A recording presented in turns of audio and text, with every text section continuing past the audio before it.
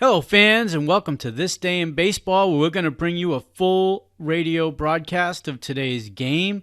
And before we do that, I just want to thank Classic Baseball Radio, and there's a link in the notes where you can check out their full channel. They have many great radio broadcasts. And while you're listening to today's game, if you want to check out much more about the game and the players, look on the links below, and you're going to see links to player pages, the date the game happened, the year it happened, and the play-by-play. Enjoy the game, and check out the links while you're watching the game, and please don't forget to hit the subscribe button so that every time new content comes out, you're going to get that firsthand. And thank you again for checking out This Day in Baseball, and enjoy the game. It's tossball.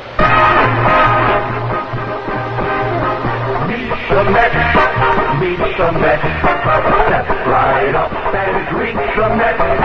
Bring your kids, bring your wife. Guaranteed to have the time of your life, because the Mets are really knocking the ball, knocking those home runs over the wall. Side, west side, everybody comes down.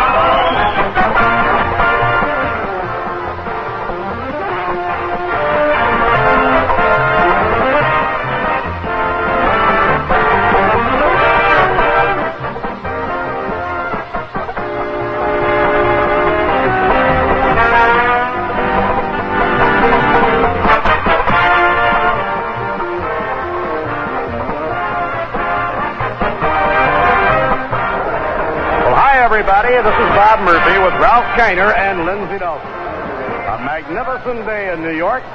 The skies are clear, the temperature in the low 70s, the breeze blowing in from home plate towards center field. This is it. Today's game is for the National League Championship, with the starting lineups and the batting orders for today's game that decides the National League Championship. Here's Ralph Kiner. All right, Bob Murphy, and for the Mets, Wayne Garrett will lead off and play third base. Batting second, the second baseman, Felix Millan. Batting third, playing right field, Cleon Jones. Batting fourth and playing first base, John Milner. Batting fifth, the left fielder, Ed Kranepool. Batting sixth and catching, Jerry Grody. Batting seventh, playing center field, Don Hahn. Batting eighth, the shortstop, Bud Harrelson. And Tom Seaver, the pitcher, batting ninth. For the Cincinnati Reds, Pete Rose will lead off. He'll be in left field. Batting second and playing second base, Joe Morgan. Batting third, the third baseman, Dan Driessen. Batting fourth, playing first base, Tony Pérez. Batting fifth, the catcher, John Bench. Batting sixth, playing right field, Ken Griffey. Batting seventh, the center fielder, Cesar Geronimo. Batting eighth and playing shortstop, Darrell Cheney.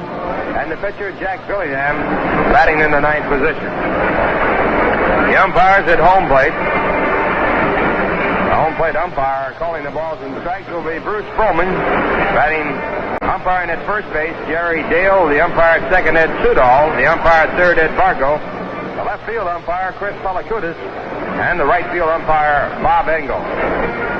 Now Grody's throw on down to second base, and we're all set to go. This game is the championship series, and here for the play-by-play, Bob Murphy. All right, Ralph, thank you very much. Hi, everybody.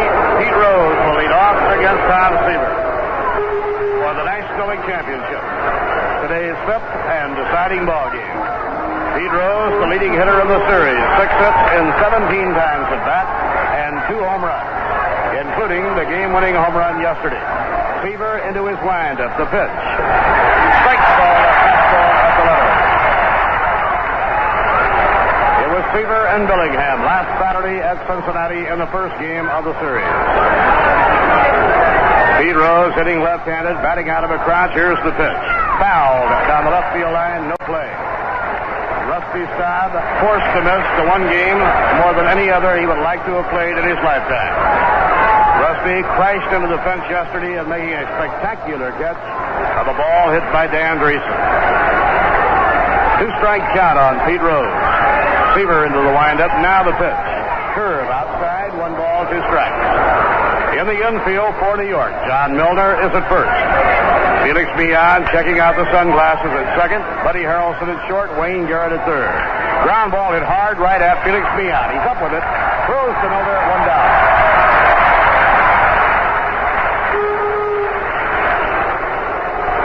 Number 2 hitter, Joe Morgan.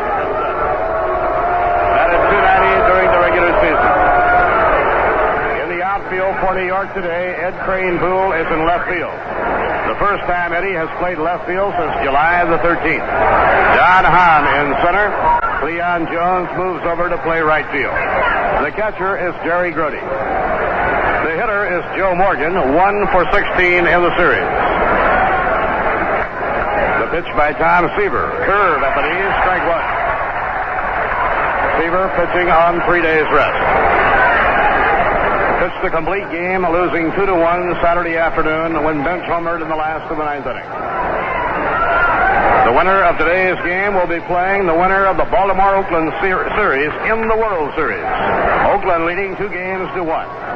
They will play again this afternoon. In comes the pitch to Morgan in the dirt. 1 ball and 1 strike.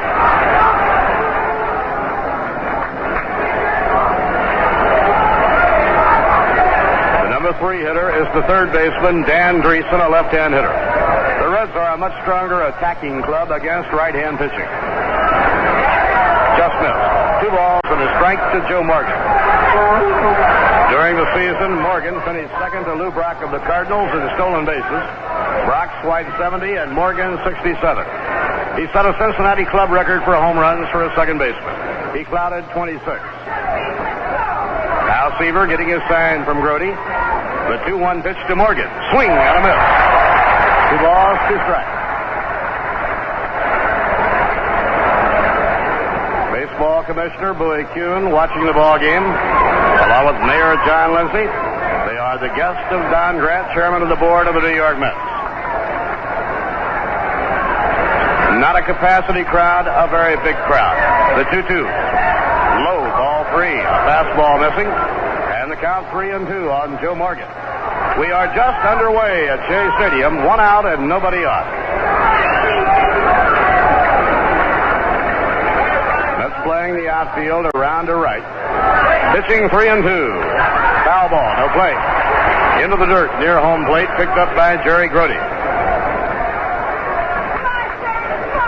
The Met pitching staff has held Cincinnati to a 179 team batting average in the championship series.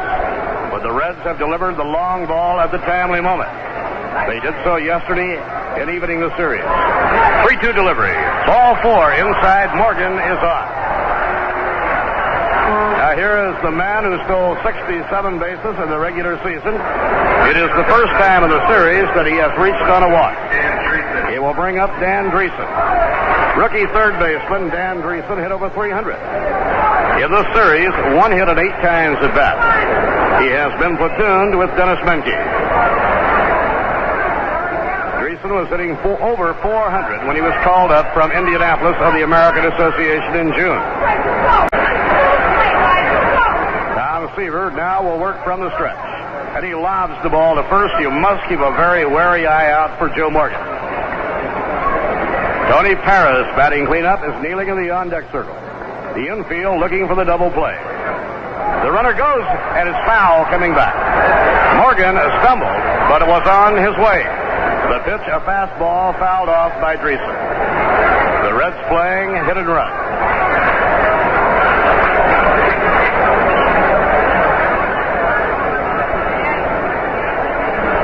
Cincinnati won the first game last Saturday 2-1. Rose tied that game in the 8th inning with a home run. Bench won it in the 9th. The Mets won the next game 5-0 on Matt Lack's 2-hitter. They won game 3. They lost game 4. High and away. 1 ball, 1 strike to Dan Driessen. The Mets won game 3 9-2 behind Jerry Koosman. They lost in 12 innings yesterday when Rose won the game with a home run. There goes Morgan. The pitch bounced foul, no play, as again they play hit and run. Grody hit hard on the mask by the foul ball. Time taken for Jerry Grody. He took the brunt of that foul tip coming off the bat of Dan Driessen with Morgan running on a hit and run play. And the count is 1 ball and 2 strikes. Bruce Froemming, the plate umpire, calls for trainer Tom McKenna to come out. Now Grody appears to be looking at his throwing hand. Or perhaps looking at the mask. It did appear the ball struck him flush on the mask.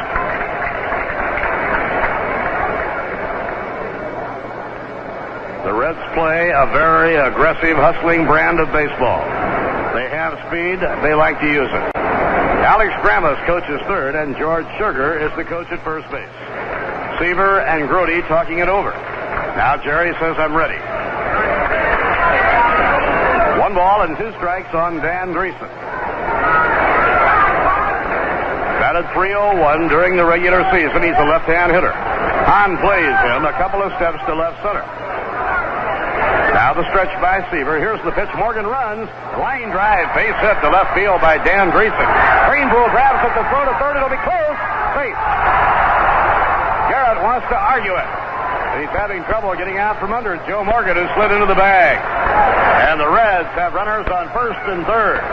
They played hit and run, and Driessen drilled a single to left field.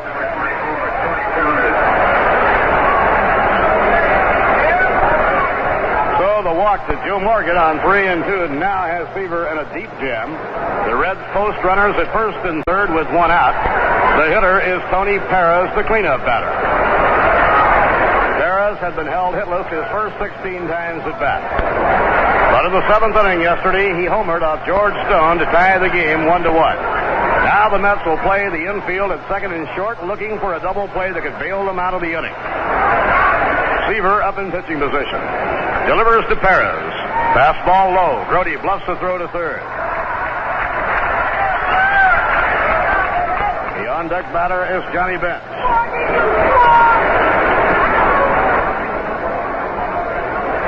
Ray Sadecki will start warming up in the bullpen. Now the pitch on the way. In the dirt. Blocked by Grody, but on his way is Driessen, and he goes into second base. And the Mets lose the double play situation. Wild pitch by Tom Seaver. Ball was in the dirt out in front of the plate, blocked by Grody, but it enables Driessen to move over. And the Mets lose their chance to get 2 on the ground ball.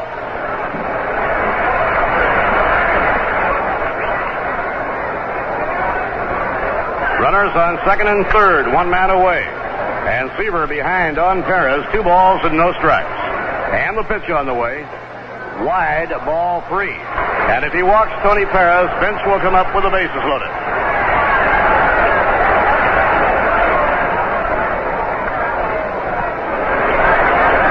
Three balls, no strikes. And the pitch. Swing and a foul coming back upstairs. Tony Pérez went after the 3-0 fastball. He fouled it off. Morgan is on third, and Driessen is on second with 1 out.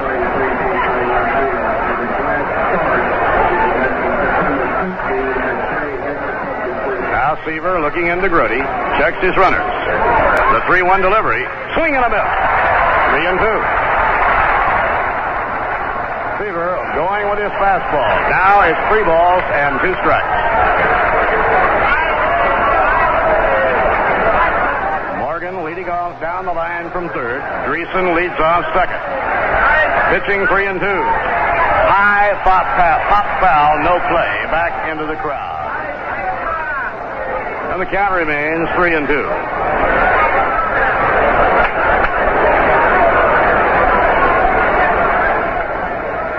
Left-hander Ray Sadecki throwing hard out in the bullpen, trying to get ready in a hurry. Milner and Garrett defensively are even with the bag at first and third. The Mets play back at second and short against a power hitter like Pérez. Here's the pitch. Fouled out of play, off to the right. The pressure stays right there.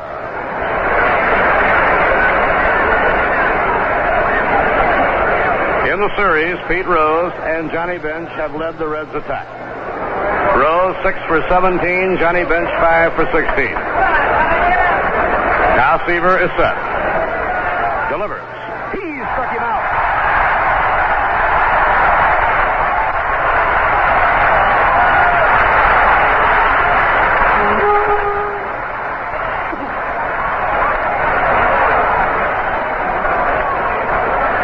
On 3 and 2. Tony Pérez swings and strikes out on a knee-high fastball. The hitter, Johnny Bench. Bench 5 5 for 16. It was Bench who beat Seaver Saturday with a home run in the 9th inning. The Mets will walk him intentionally. First base is open. Bench will be walked. And the Mets instead will pitch to Ken Griffey.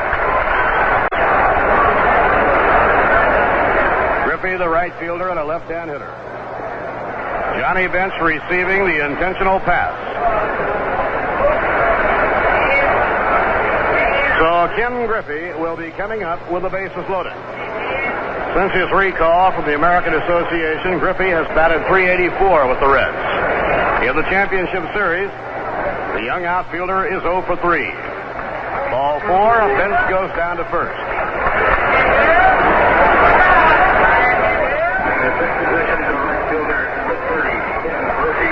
The big crowd here at Shea, very quiet at the moment.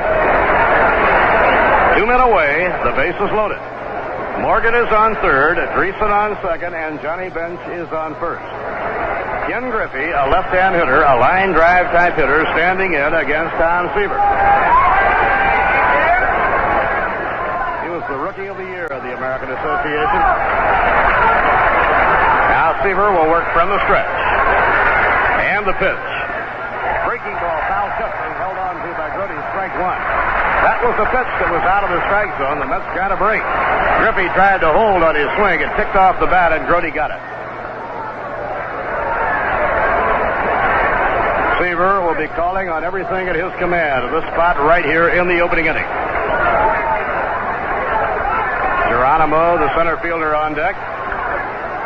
Now the pitch. Swing and a miss. Count strike 2 on Ken Griffey. Morgan on third, Driessen on second, and Bench on first, 2 down. Seaver taking his time, thinking out each delivery, now steps off. The dugout of the Mets wants the attention of Wayne Garrett. He was playing too deep. They bring him in, even with a bag. Now the stretch. And the pitch. Fly ball to center field, should retire the sack. Hahn is under it waiting. Taps the glove, makes the catch.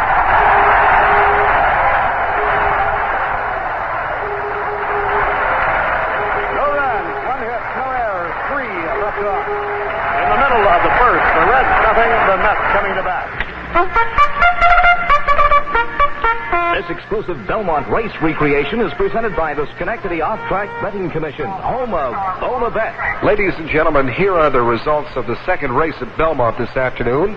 The winner, OTB letter H, Native Landing, paid $45, $12.60, and $6.20. In the place position, Porthole paid $340, $2.80. That's OTB letter K. And in the third position, Let Me Count, OTB letter F, paid $6.60. Schenectady OTB, where you're always a winner. Horse racing excitement is as close as the 3 OTB locations: 127 Wall Street, 2627 Broadway, and 1700 State Street, Schenectady. Or place your bet from anywhere with a telephone account. Place your Belmont Thoroughbred bet at OTB. Schenectady OTB. You can bet on it.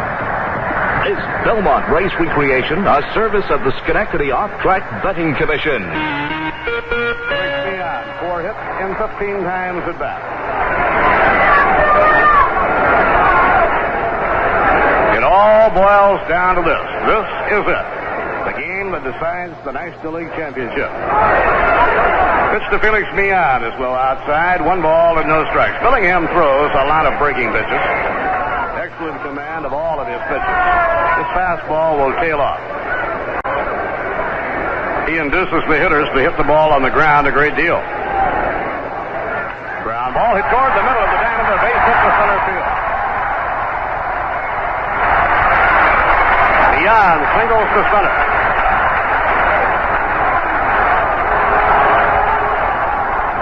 Cleon Jones, batting third this afternoon, comes up.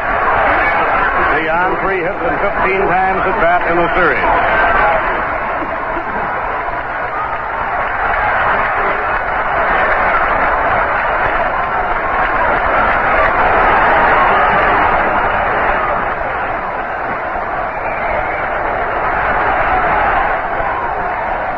Looking in now. now to get his sign from John Bench. 1 out and 1 on. Last of the first inning. The big right-hander delivers. Fastball wide, 1 ball and no strikes. Billingham allowed only 3 hits to New York last Saturday. He pitched 8 innings. He left the game for a pinch hitter, trailing 1-0. The pinch hitter was Hal King, who struck out. And the pitch. And a strike called at the knees, 1 ball and 1 strike. After King struck out, the next hitter, Pete Rose, hit a home run to tie the game 1-1. Thus, it became a no-decision game for Jack Billingham. Bourbon was the winner in relief. Curve way outside, 2 balls and a strike. Neither manager can hold anything back. Yogi Berra has already indicated he'll go with Ray Sadecki. He'll have John Matlack, everybody, in order to try and win this one. The same is true of Cincinnati. Low outside, ball 3, 3-1. Billingham doesn't walk people.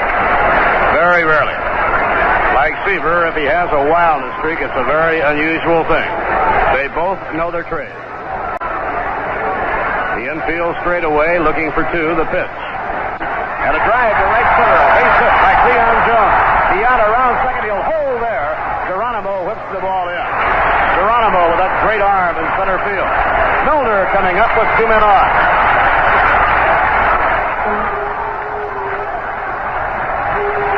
For Cleon, a hard single to right center field. A picture line drive.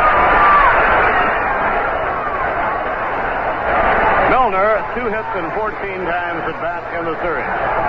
Had a tough time of it in the month of September.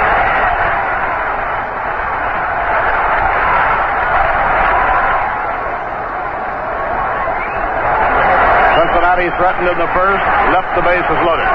Now the Mets are threatening. Runners on first and second, 1 out. And John Milner faces Jack Billingham, and Billingham steps off. Eddie Yost yells ball. The plate umpire Bruce Roming says no. Clay Carroll getting up in the Cincinnati bullpen. Carroll has been very strong in this series. The stretch by Billingham, and the pitch. In the dirt. Handled by Johnny Bench. 1 ball, no strike.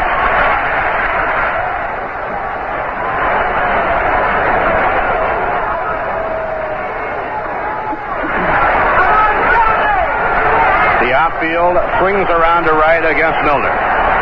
The 1-0 delivery. Fastball wide. Ball 2, 2 balls, no strike.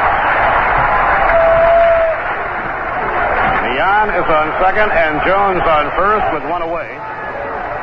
2 balls and no strikes to John Milner. Ed Kranepool is the on-deck batter. Pitching to an 0. Ball 3 inside. Billingham did something he does not like to do. He came inside trying to surprise Milner, but he missed inside with a fastball. Milner stepping out now, looking around to see if he has the green light. Tony Pérez went for 3-0 against Seaver. The pitch. Swung on and foul, coming straight back. Milner trying to hit the ball out on 3-0. Now the count is 3-1. Barely got a piece of it. A foul ball on the ground, coming straight back. Call Jack Billingham. In the set position, delivers.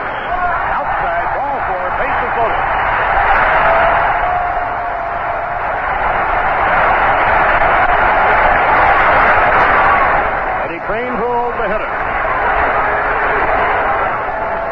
Has not started a ball game since September the 15th. Second game of a doubleheader. Has not played left field since July the 13th. Kranepool into the lineup due to the injury to Rusty Staub. And the stage has been set for him. During the season, Eddie hit .239. So each team has loaded the bases in the first inning. Each team has the bases loaded, 1 man out. The windup by Billingham, the pitch. Line drive, base hit to left field. Coming home is Felix Leon. Jones is coming home. The ball, they may get him. He scores.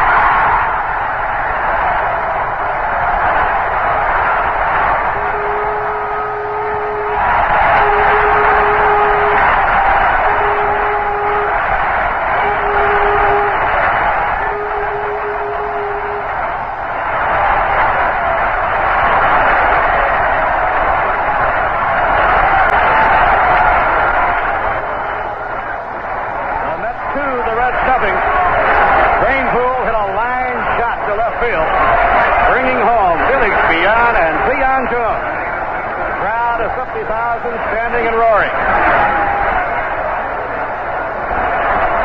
Jerry Grody stepping in. Kranepool, who had not started the game since the 15th of September, did not waste a moment. He went right after the first delivery by Billingham. He went with the pitch. He hit a shot through the hole into left field. Now Grody is the batter facing Billingham. Fastball, strike one call. Clay Carroll warming up in the Cincinnati bullpen. The Mets 2 and the Reds nothing in the first inning.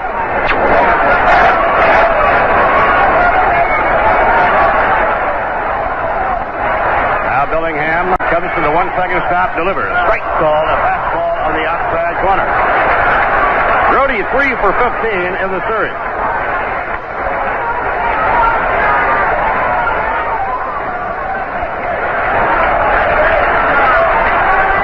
One man away, the infield at double play depth. The 2-strike pitch, curve, swung and missed, strike 3. Billingham with a curveball fans Jerry Grody. And it will bring up center fielder Don Hahn.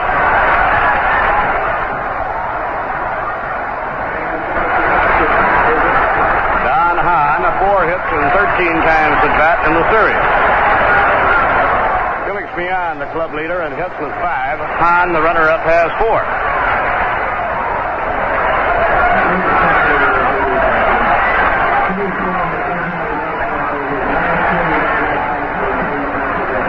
The pitch on the way. Curve, a swing and a miss. Strike 1.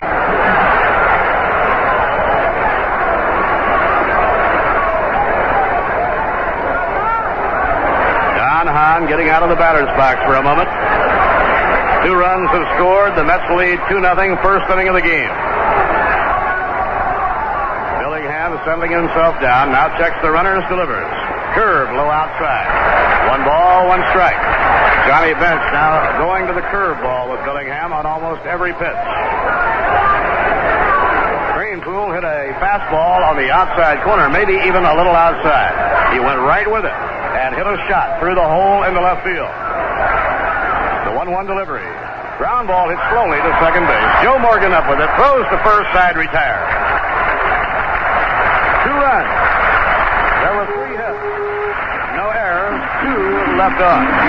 At the end of 1 inning, the Mets 2, the Reds nothing.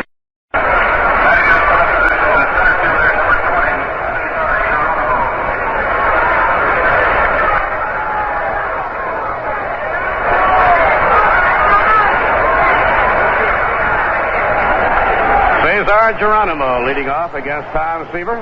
Fastball high, 1 ball and no strikes.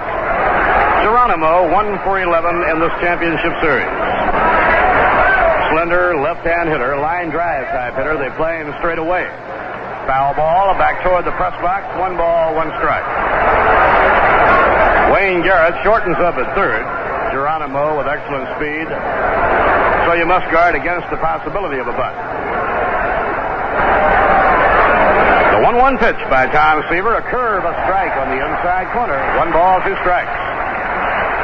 Seaver pitched out of a deep hole in the first inning. To do so, he had to fan Tony Pérez and retire Ken Griffey with the bases loaded. Fouled behind third, far back up into the crowd. 1 ball, 2 strikes.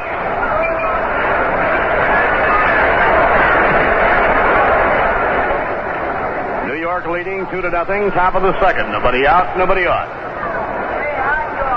Darrell Cheney will be up next. Now the pitch. Ground ball to second, right at Felix Mian. He snags it. Throws to Milner, 1 down. 1 out and nobody on. Cheney will be coming up.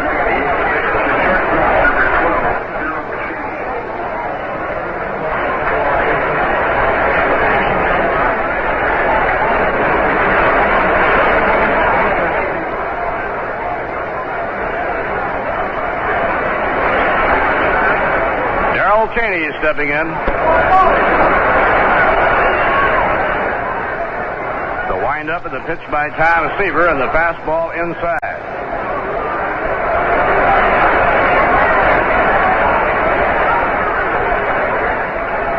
In comes the pitch. swing and a miss at a knee-high fastball. 1 ball and 1 strike. Darrell Cheney faced Seaver twice last Saturday and was struck out both times. The 1-1 delivery, curve foul back toward the crowd, no play.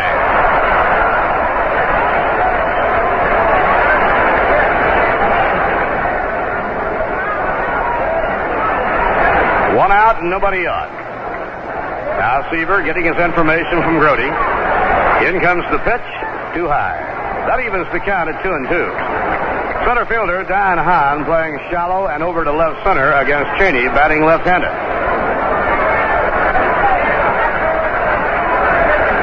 Pitching 2-2. Fastball outside, ball 3-3-2. Late in the season, Yogi Berra, as the Mets came driving down the stretch, moved things up with his pitching rotation. This news bulletin just into WABY News. Vice President Agnew has just resigned. Vice President Agnew has just resigned. More details as they become available. A lot out of his body. Working on 3 days rest, has won 2 and lost 4. He was certainly far more effective on the full 4 days rest. 2 outs and nobody on. Jack Billingham is the batter. And a ground ball hit toward the hole. Running forward is Mian. He's up with it. Milner covers in time. Side retires. The ball was hit through the hole, but it was rolling slowly, and Mian ran it down in right field. Milner got back to the bag to cover. And the Reds are out. 1, 2, 3 in the second. In the middle of the second, New York 2, Cincinnati nothing. Now a word from here. Ladies and gentlemen, here are the results from the 3rd race this afternoon at Belmont. The winner of the 3rd race, Ebonty, OTB letter G, paid $11.60, $6.02. Number 2 was Native C, OTB letter E, paying $3.80 and $2.20. Espen Yolito paid $2.20, OTB letter F. Time of the 3rd race, 1:10 and 2/5. Saving things are people things, helping people. That's what saving things are all about, all about. If a high return on your savings is important to you, save at Cahol Savings Bank. 5.47% annual yield on day in to day out and regular savings accounts at the new high rate of 5.25%. Anticipated, compounded daily, and paid quarterly as of July 1st. Increased rates on new savings certificates when held to maturity can give you an effective annual yield of up to 7.35% on 4-year certificates at the new high rate of 7% a year guaranteed. Premature withdrawals are subject to substantial penalties as required by regulatory authorities.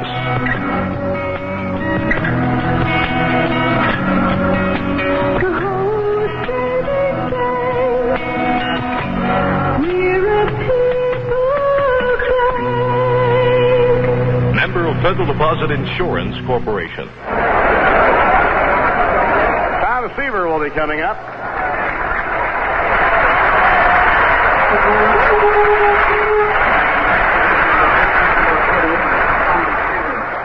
When Seaver opposed Billingham Saturday in the first game of the series, he doubled home Buddy Harrelson in the second with the only run the Mets scored that day.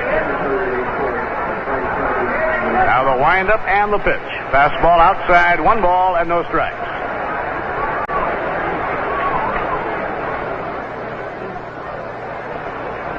Ed Kranepool singled 2 runs home in the first inning. And a strike on the outside corner, 1 ball and 1 strike. Seaver's double was a long drive hit to left center field in Cincinnati on Saturday. Harrelson, who had walked, came all the way around. Now the 1-1 pitch by Billingham. Seaver tried to bunt.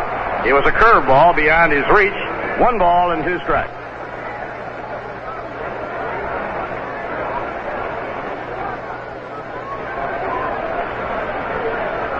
Leadoff batter Wayne Garrett waiting on deck. And a grounder foul. Seaver ripped that, a hanging curveball, but pulled it foul. Missed the bag at third by probably a couple of yards. Count remains 1 ball and 2 strikes. A beautiful day in New York. A high, endless, brilliant blue sky. Bright sunshine. A perfect day. The 1-2 pitch. Breaking ball outside. 2 balls and 2 strikes. The Mets scored 2 runs on 3 hits and a walk in the opening inning. Millan started the rally with a single to center. Ground ball hit the second base. Joe Morgan keeping busy. Throws on to Tony Pérez for the second out. Morgan now has thrown out 4 hitters. 2 outs, nobody on. Wayne Garrett lingering around the on-deck circle, waiting now for Tom Seaver to get back to the dugout. Wayne 0 for 1 was thrown out by Morgan in the first inning.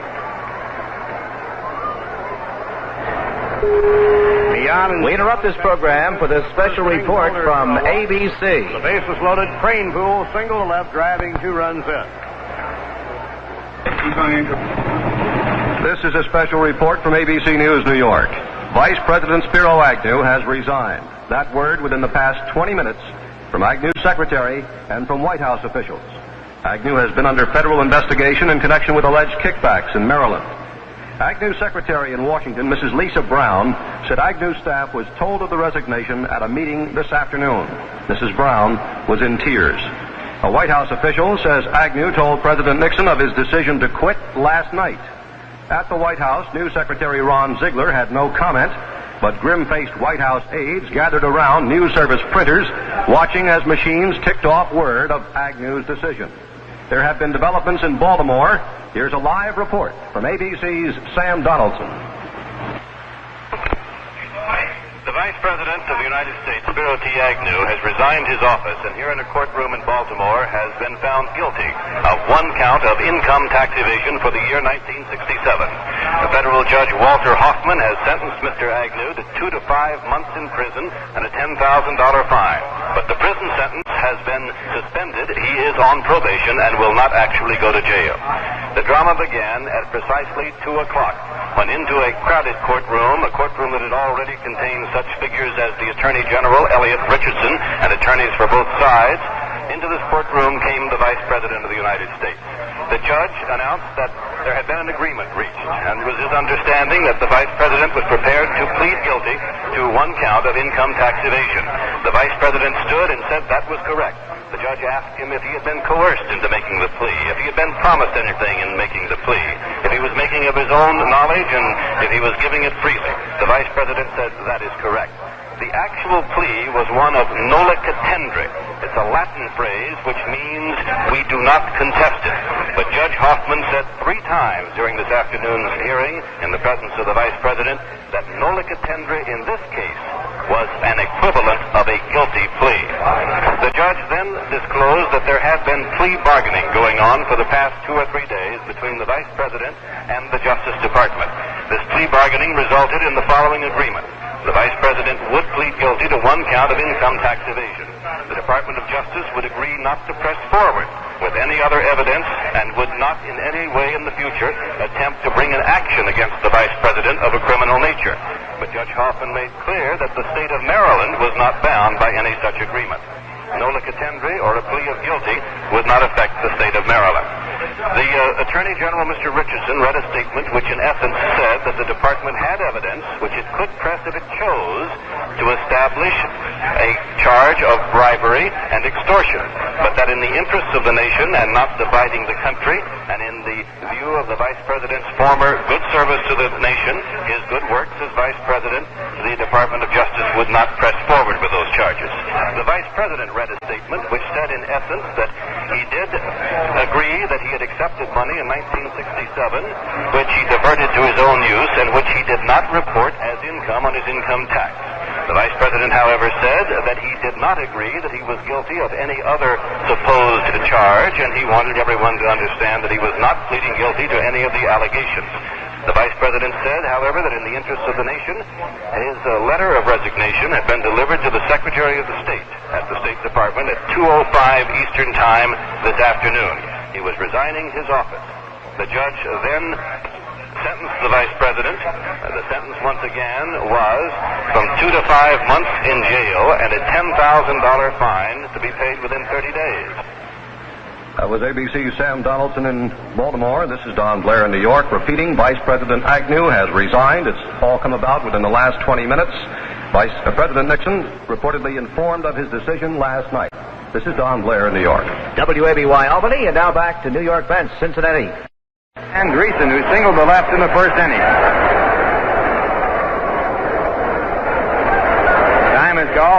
Tom Seaver talks over the situation with his shortstop and second baseman as to where they should be playing. Mets leading 2-0.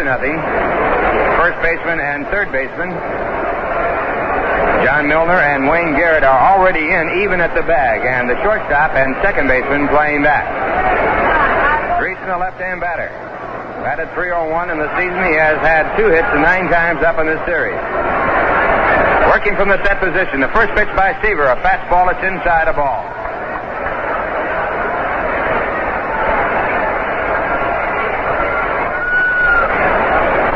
Seaver again from the set position, holding the runner tied at third. And the 1-0 pitch. It is grounded foul. Breaking ball grounded down in the dirt. It's 1 ball and 1 strike.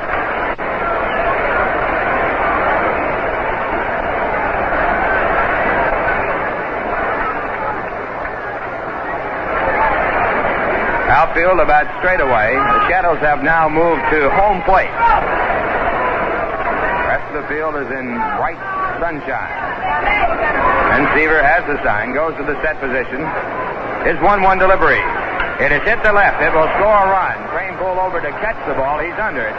And he makes the catch, and Morgan scores without a play. So the Reds get their first run. It's now a 2-1 ball game in favor of the Mets. Run batted in for Driessen, and the batter coming up is Tony Pérez, who was struck out on a 3-2 fastball in the first inning.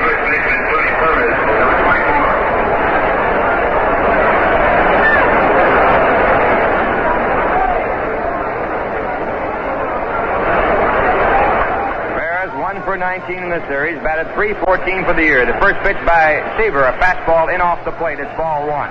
Moving Pérez away from the plate.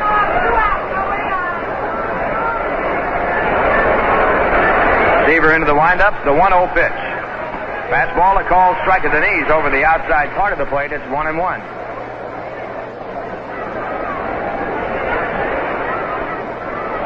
Now Tom into the windup and the 1-1 delivery. Fastball hit the short, bad hop, but handled, bobbled, picked up, and thrown to first in time. Bud Harrelson bobbled the ball, picked it up, and got Tony Pérez at first base by a fairly good margin. In the inning, 1 run unearned on 1 hit, 1 error, and no one left. And the score at the end of 2.5 innings, the Mets 2, the Reds 1.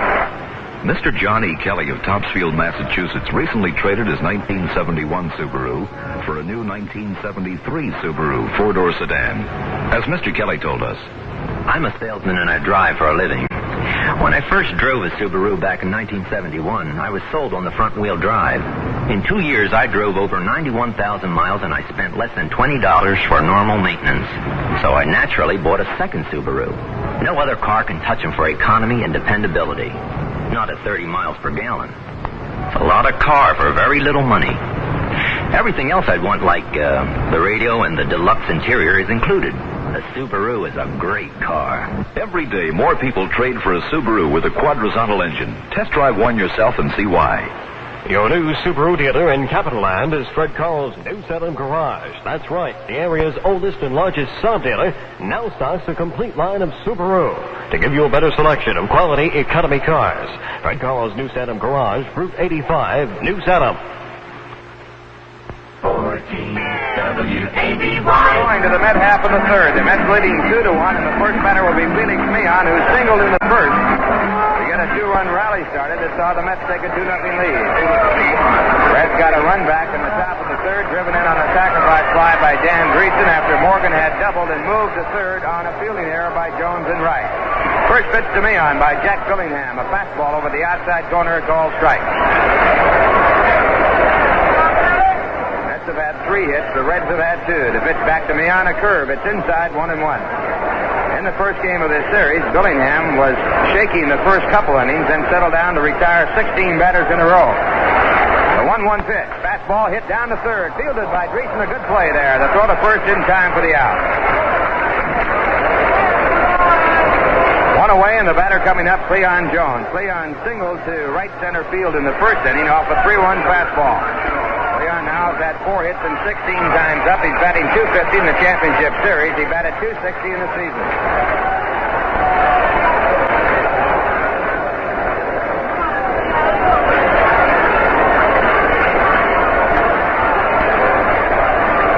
Billingham into the windup. The first pitch to Jones, a curveball over, a called strike.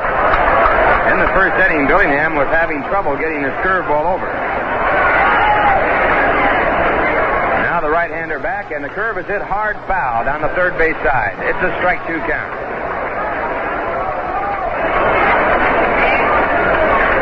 Jones in the last 10 games of the regular season had 6 home runs and 14 runs batted in. 2-strike count. Billingham back to the plate. A curveball swung on and missed, and Jones is struck out. Billingham now with command of his curveball. And he has retired 7 in a row. And that brings up John Milner, who walked in the 3-1 pitch his first time up.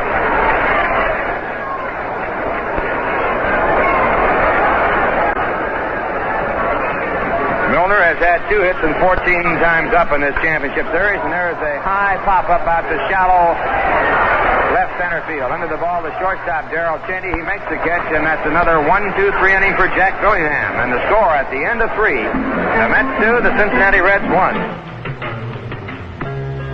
We've only just begun to live. Although some people would say thrift is its own reward, we think a little differently. We're Troy Savings. Here you earn the top rate on all accounts. And the reward is the way your money grows. Whether you're just starting out or you're well on your way, now is a good time to begin saving. So much of life ahead. We do more for you than offer savings plans, though, with our convenient hours and Saturday banking and our list of services ranging from property improvement loans to financial counseling. See us. You've got a long way to go. We'd like to help you get there. Troy Savings Bank. Member Federal Deposit Insurance Corporation.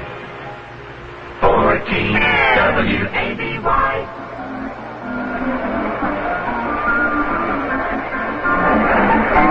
We're going to the top of the 4th inning. The Mets leading 2-1. And Tom Seaver getting set to go, and he'll be working against Johnny Bench as his first batter. We pause for station identification. This is the New York Mets Baseball Network. In the Capital District, this is the home of the New York Mets. WABY, Albany. Along with Bob Murphy and Lindsey Nelson from Shea Stadium. Johnny Bench, the first batter for the Reds. He was walked intentionally in the first inning. He has had 5 hits and 16 times up in the championship series. And Seaver into the windup. His first delivery. Curveball over, a called strike. Seaver has struck out 2. He has walked 2. 1 intentional. 1-strike pitch. Fastball, check swing, bouncing ball out to second base, fielded by Meehan by the edge of the infield grass to throw to first base for the out. 1 away, and the batter coming up is Ken Griffey. He flied out to center field with the bases loaded his first time up in the first inning. He is 0 for 4 in the championship series. He has batted at a .384 clip in 86 games with the Reds since his recall from Indianapolis, where he was the most valuable player in the American Association. First pitch, a curve, swung on and missed, strike 1. He got 9 hits in his first 20 times up in the major league.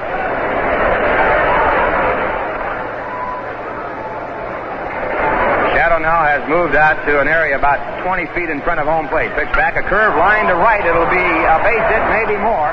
Jones overfields the ball. Griffey's trying for second. The long throw by Jones is not in time, and Griffey has a double. So the Reds have the tying run at second base with 1 man out, and the batter coming up is Cesar Geronimo. Geronimo grounded out to second his first time up.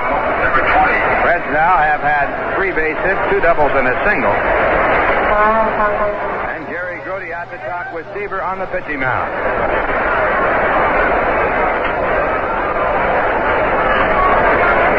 Also in there to say something to his roommate, Bud Harrelson. Now Bud going back to his shortstop position as Grody comes back to send out the sign. Clay Carroll is getting set to warm up in the bullpen for the Cincinnati Reds as they work down to the lower part of the batting order. Geronimo, a left-hand batter, has had 1 hit in 12 times up in the series. And the first pitch is inside, a fastball missing, ball 1. Larry Stahl is by the bat rack. He might bat for the shortstop. Darrell Cheney is on deck. Now the 1-0 pitch, and Geronimo fouls it back into the stand. 1 ball and 1 strike.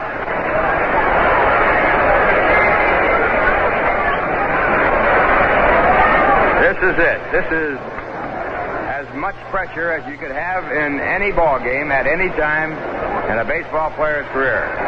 1 ball, 1 strike. More so than a World Series. Now the pitch. Breaking ball, it's inside. It's 2 balls and 1 strike. The winner of this game gets to the World Series. That is the problem. That is the goal. That is what the whole season has been about. Now the pitch back is lined out to left. Coming up is Kranepool. He is there, and he makes the catch. Geronimo on a soft line drive to left field is out. Griffey holds at second base. 2 men away, and the batter coming up is Darrell Cheney. On the message board, a special welcome to Mayor John Lindsay, and a special thanks for his role in diverting the planes away from Shea today. Thought it was awfully quiet here, Bob. I wish he'd come out here every day during the season and do that. Cheney was struck out on the 3-2 fastball his first time up. He's 0 for 9 in the series. And now Yogi Berra out to the mound. They want to talk over whether or not they walk Cheney. If they walk Cheney, there's a possibility they could get Jack Billingham out of the ball game. As Sparky Anderson has Larry Stahl by the bat rack, but that also might be a decoy. Billingham is not noted as a good hitting pitcher. He's had 6 hits in 94 times up. Has 1 stretch in the season. He was 0 for 68. I remember, too, Ralph, that Larry Stahl hit a home run earlier this year off Tom Seaver.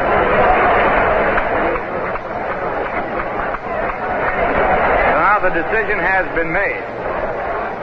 And they are going to walk Darrell Cheney. We'll see what Sparky Anderson will do. Whether he'll go to a pinch hitter for the pitcher, Jack Billingham, or whether he'll let Billingham hit. There's the first pitch outside. It's ball 1. Cheney batted 181 for the season, but right here, the move might be more to get the pitcher out of the ball game. There's the pitch outside. It's ball 2. And ball 3. Ray Carroll has quit throwing in the bullpen for the Cincinnati Reds. He has gone over to put his jacket on. And there's ball 4, and Cheney is walked. That puts runners at first and second. That also puts the go-ahead run at first base. 2 men away, and Billingham is going to hit. So, Sparky Anderson using a decoy by having Larry Stahl at the bat rack. Now Billingham, the batter, he grounded out to second his first time up. And the pitch. Fastball hit out to Leon right at the edge of the outfield grass. He picks it up on the short hop and throws to first base for the out. That ball a tough chance to handle by Leon. He made the play and the side retired. No runs, 1 hit, no errors, and 2 men left in the score at the end of 3 1/2 innings. The Mets 2, the Reds 1. Don't tell your name till you see Bumstead. Bumstead Chevrolet. It's 1974 at Bumstead of Troy, and the Dealmakers' New Year's celebration is in full swing with the most spectacular lineup of new Chevrolets ever. That celebration is spelled S-E-L-L, and that's what the Bumstead Dealmakers are doing. It's time to trade up to a new 74 Chevy, and the Dealmakers will make you an offer you can't refuse. See him now. Happy New Year from Bumstead. Until you see Bumstead Chevrolet. 2 city blocks in downtown Troy, 5th Avenue to 7th Avenue on Congress Street. WABY. And address your letter to ticket manager, New York Mets, Shea Stadium, Flushing, New York, 11368. That's ticket manager, New York Mets, Shea Stadium, Flushing, New York, 11368. Remember, that gift certificate can be used for any games and days throughout the season. They make ideal Christmas gifts. Stanley fans, the ticket department at Shea Stadium is open all winter. And you might want to look ahead to the exciting baseball season of 1964 at Shea. Ed Kranepool getting the hand. and he drove in 2 runs with the bases loaded in the first inning his first time up. Ed playing in his first ball game since September 15th, replacing Rusty Staub. And the first pitch by Billingham, a curveball low at ball 1. Mets have 2 runs on 3 hits. The Reds have 1 run on 3. Kranepool singled to left to score Felix Leon and Cleon Jones. Now the pitch back by Billingham, hit on the ground towards second base. It's fielded by Morgan to throw to first for the out. 1 away and Jerry Grody coming up. Grody was struck out his first time up on 3 pitches, 2 fastballs and a curve.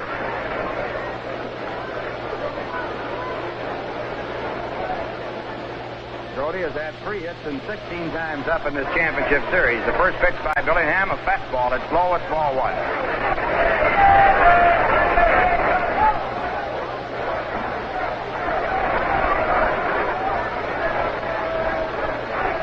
Pitch back, way outside, also low. 2 balls and no strikes.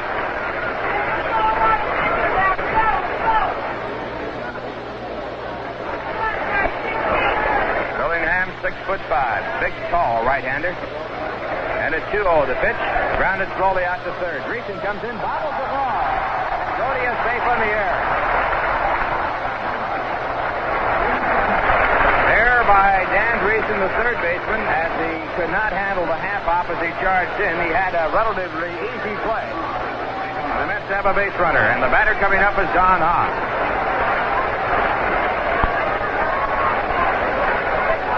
Don grounded out to the second baseman his first time up.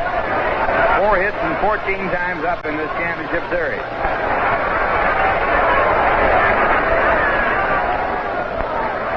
Grody at first base.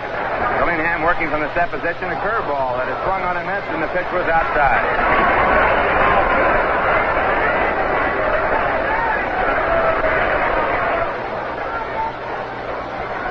Hahn stepping back out of the batter's box, now gets back in. Billingham to the set position. Here's the pitch. Fastball way outside. It's 1 ball and 1 strike.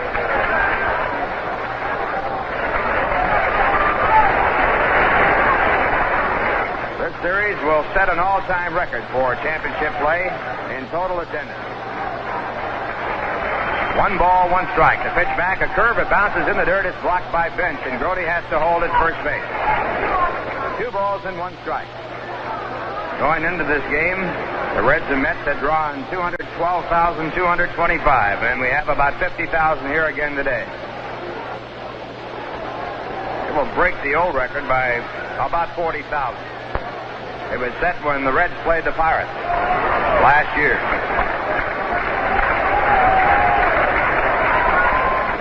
Two and one, the count to Don Hahn. Grody edging off at first base. Possibility of a hit and run play. He does not go. The pitch is fouled into the stands. 2 balls, 2 strikes.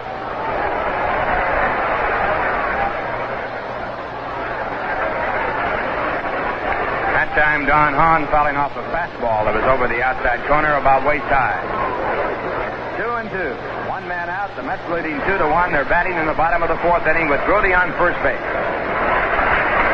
Now Billingham to the set position. Here's the pitch. Fastball. It is grounded foul over towards the first base side. So the count holds at 2-2. The grandstand shadow now is about halfway between home plate and the pitcher's mound.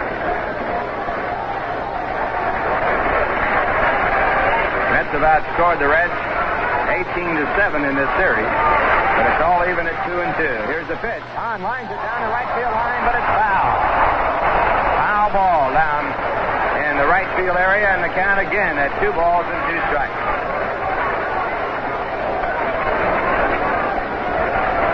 Grody, who is moving down to second base, goes back to first.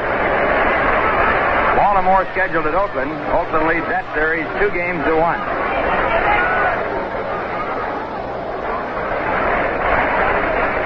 Hahn backed out of the batter's box as Billingham working very slowly. Takes too much time for Hahn. Now he gets back in.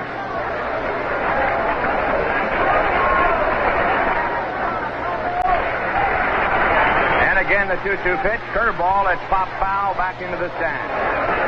Again, a tough pitch to hit as Billingham went over that outside corner, but Hahn spoiled the pitch, and the count remains at 2 balls and 2 strikes.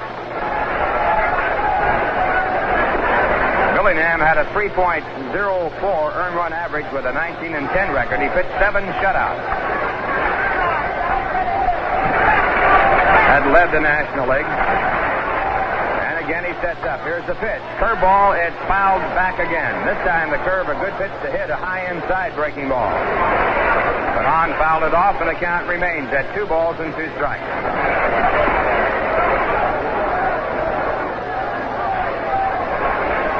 Billingham worked 293 innings. That tied him with Steve Carlton for the most innings pitched in the National League. There's a curveball swung on and missed, and Hahn has struck out.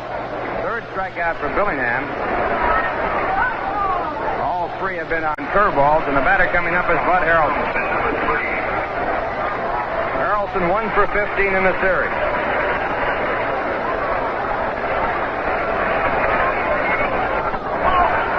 Bud saw 1 pitch his first time up and grounded out to second. Mets leading 2-1, 2 men out, bottom of the 4th. Grody the runner at first. And the first pitch to Harrelson. It is swung on and fouled back into the stands. A fastball fouled off, strike 1.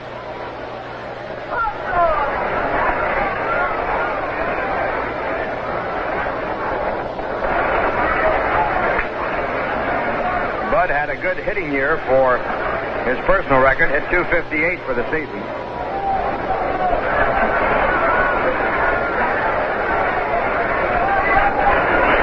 Left-handed against the right-hander. Now Billingham again ready. And the 1-strike pitch. Hit by the third baseman in the left field for a base hit. Grody goes to second base and holds there. Ball fielded by Pete Rose. The Mets have runners at first and second with 2 men out, and Tom Seaver coming up.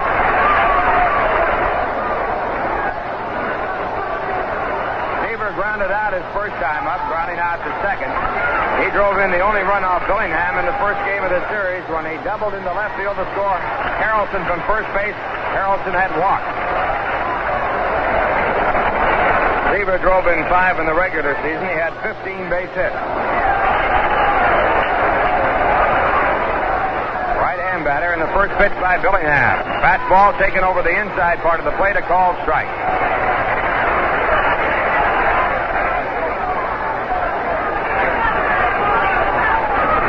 On at second, a short lead there. Now he moves up. There's a pitch back to Seaver. Curveball. It's low and outside, and the count 1 ball and 1 strike. And again, Clay Carroll starts to warm up in the bullpen for the Cincinnati Reds. 1-1 the count. Billingham's next pitch. Seaver swings and fouls the ball. Grounds his foul. It's 1-2.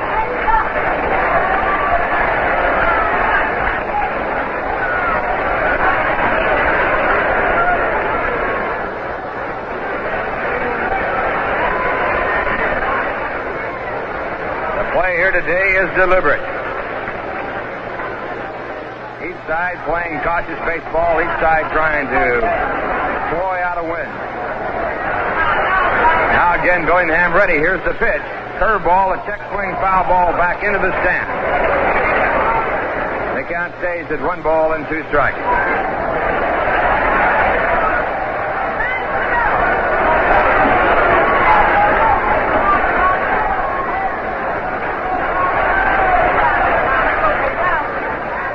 Pitch. Fastball, it's outside. Just off the plate, 2-2.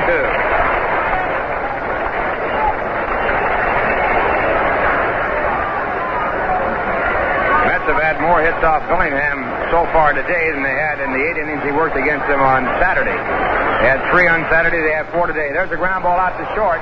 Waiting for it is Cheney. He fields the ball, throws over to first base in time for the out. And the side retired. No runs, 1 hit, 1 error. 2 men left. And the score at the end of 4. The Mets 2, the Cincinnati Reds 1. The mattress makers celebrate their 38th anniversary with a fantastic bedding sale at all 4 Troy Mattress Company sleep shops now. Everything for sleep is sale priced, but the spectacular 38th anniversary sale specials include Dupont Red Label Dacron pillows, just 38 cents each, with any purchase of $50 or more. A bed frame or mattress pad, just 38 cents, with your purchase of $75 or more. And with any purchase of $99 or more, a complete TMC bonus pack free. That consists of DuPont Red Label pillows, Field Crest permanent press sheets, and pillowcases in the appropriate size for your bed. Or, if you prefer, a beautiful comforter. But the real highlight of this 38th anniversary sale is Troy's 2-year guarantee, quilted cover, inner spring mattress, twin size, just $38. An unheard of value in this day and age, and you must see it to believe it. Visit your nearby Troy Mattress Company sleep shop now during their fabulous 38th anniversary sale.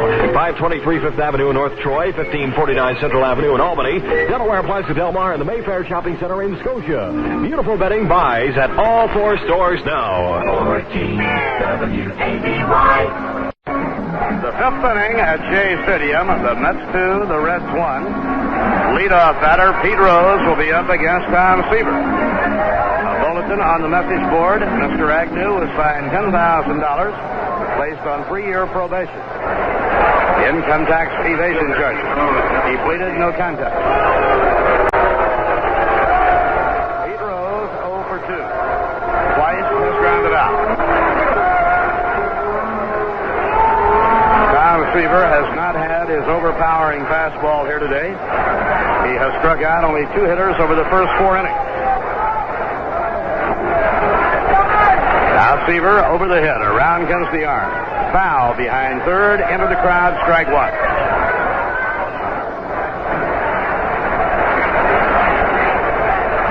Joe Morgan will hit next, and then Dan Driessen, the top 3 men in the Cincinnati batting order.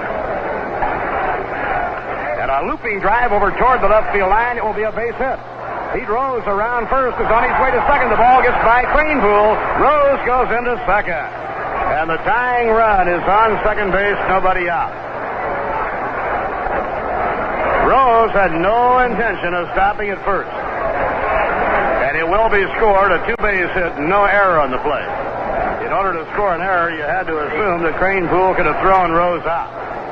He took an inside-out swing and looped a drive over near the left field line. Now the Reds have the tying run on second, nobody out, and the batter is Joe Morgan.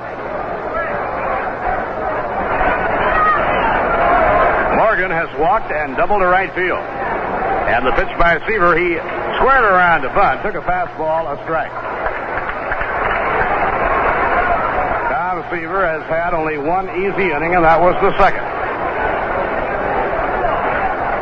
Driessen behind Morgan in the batting order. Tom Seaver checks the runner at second, kicks the leg, delivers. Fouled on a full swing, it comes straight back. And the count is strike 2 on Morgan, a very tough man to defend. Morgan, 2 hits and 17 times at bat in the series. Hit .290 over the regular season. Each team has 4 hits. Tom Seaver checks the runner at second. The pitch to Joe Morgan. Ground ball hit slowly down to first base. Grabbed by Milner with his bare hand. He touches the base in time.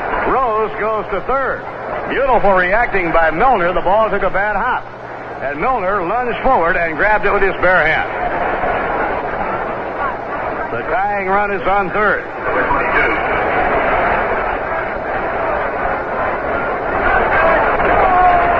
Dan Driessen has singled to left. He drove in the Cincinnati run with a sacrifice fly in the 3rd inning. Now he is in a position to tie the game up if he delivers another. The Mets are going to bring the infield in. They will try and head off Pete Rose. Tom Seaver will work from the stretch to keep an eye on Rose. And the pitch on the way, inside and low, ball 1.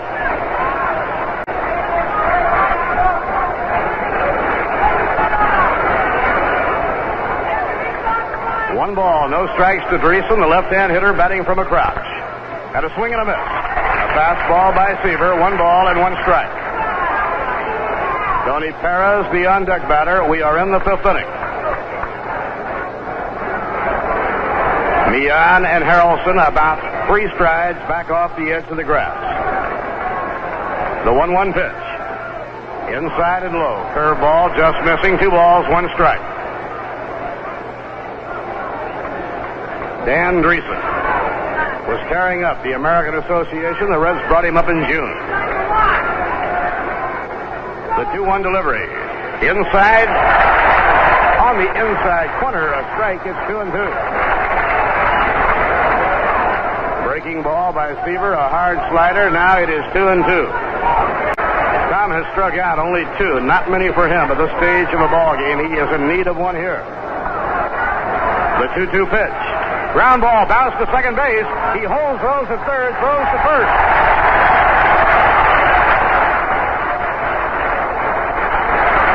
Two men away.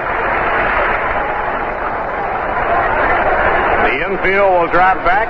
The hitter is cleanup batter Tony Pérez. He has struck out and bounced out.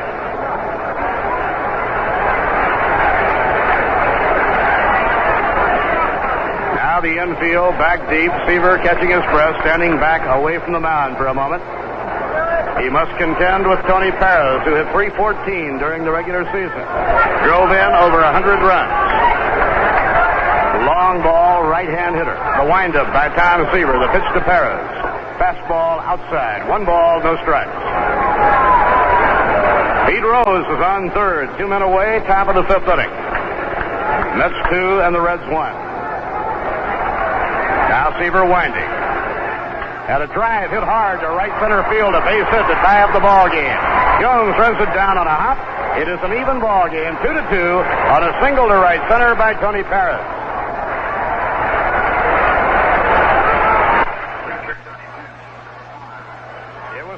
Who homered to tie up the game yesterday. The Reds 2 runs on 5 hits. The batter is Johnny Bench. Bench drew an intentional walk in the first. It worked out for New York. He bounced out in the 4th inning.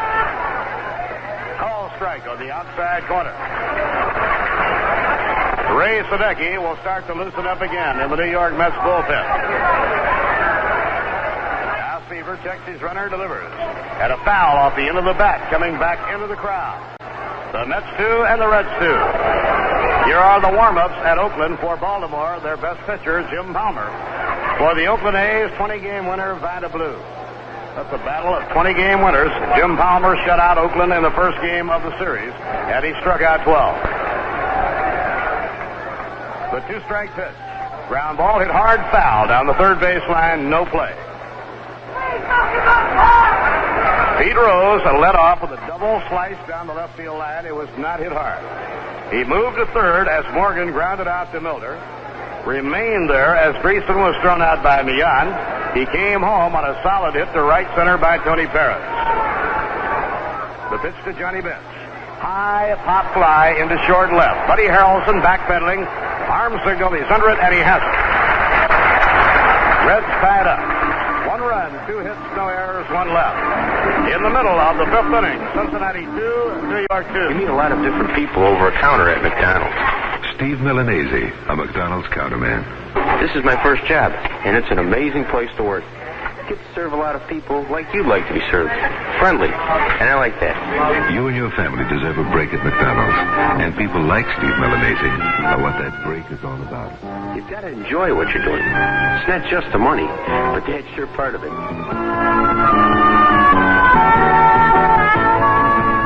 Why now? Pay never. That's the name of an extraordinary new program offered exclusively by Union National Bank. A plan that can earn you up to 7% on your money, plus free Pan Am vacations to almost anywhere in the world. Pan Am trips to London, Rome, Spain, and Portugal, the Caribbean, just about any place you want to go. Yet you pay nothing for airfare or hotels. The Fly Now, Pay Never plan is based on buying Union National savings certificates for $5,000 or more and leaving them on deposit for 2.5 years or more. For details, call or stop at any office of Union National Bank. Just tell them you want to fly now. Never. Substantial interest penalty is required for early withdrawal. WABY. Bellingham winding, the pitch to Garrett, wide, ball 1. Wayne has only 1 hit in 20 times at bat in the championship series. He had a very hot bat all through September. Low and outside, 2 balls, no strikes. number of "We Believe" banners scattered around Shea Stadium. It became the battle cry of the Mets in September. The 2-0 pitch. And a drive in the air toward right center field. It could be in for a base hit. It is. Gets by Geronimo. Goes back to the wall. Garrett is on his way to second. He'll round second and hold up with a double.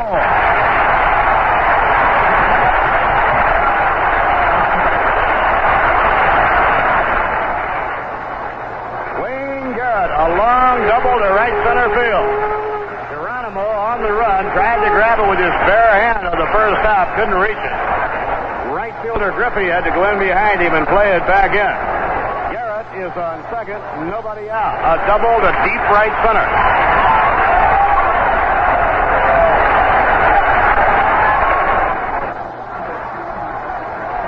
Felix Peon stepping in. Dan Driessen goes to the mound from third. And out of the Cincinnati bullpen, the flamethrower, Don Gullett, starts to warm up. He pitched 5 innings on Sunday, pitched 4 scoreless innings yesterday. Clay Carroll also getting up. Carroll has 5 scoreless innings in the series. So Felix Peon is the batter. Garrett on second, nobody out. Billingham getting his sign now from bench. Driessen poised at third. The pitch, bunted, off the mound comes Billingham to throw to third in time. Base at third! He must have pulled his foot off the bag.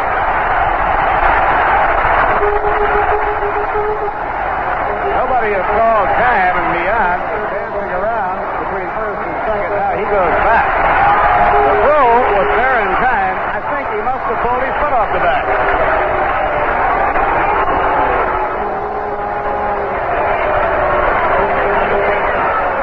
Tag him, of course, it was not a force play. We were in error. We forgot that just for a moment. It was a tag play. The tag was never made. So it's a mental mistake by Dan Driessen, and we got faked out on it. It was not a force play. Garrett on second. He simply forgot to tag him, scored a sacrifice and a fielder's choice. Runners on first and third, and nobody out. Garrett was on second, nobody out. It was not a force play at third. The ball was thrown to third in time, but Driessen, thinking he had a force play, did not bother to try and tag Wayne Garrett. Runners on first and third, nobody out.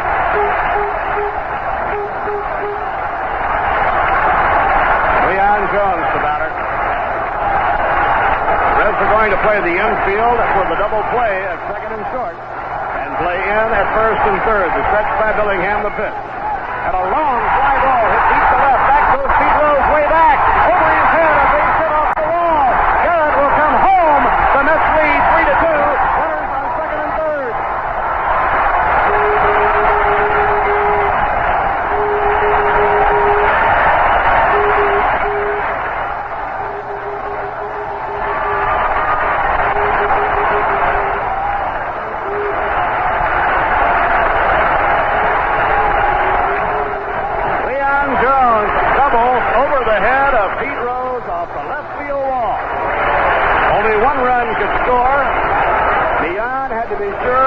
Could not be caught. Sparky Anderson goes to the mound. Don Gullett will come in the ballgame. Don Milner will be coming up, and so Don Gullett, a hard-throwing lefty, will come in the game. He was throwing as hard as any left-hander we've seen in a very long time in the game here yesterday.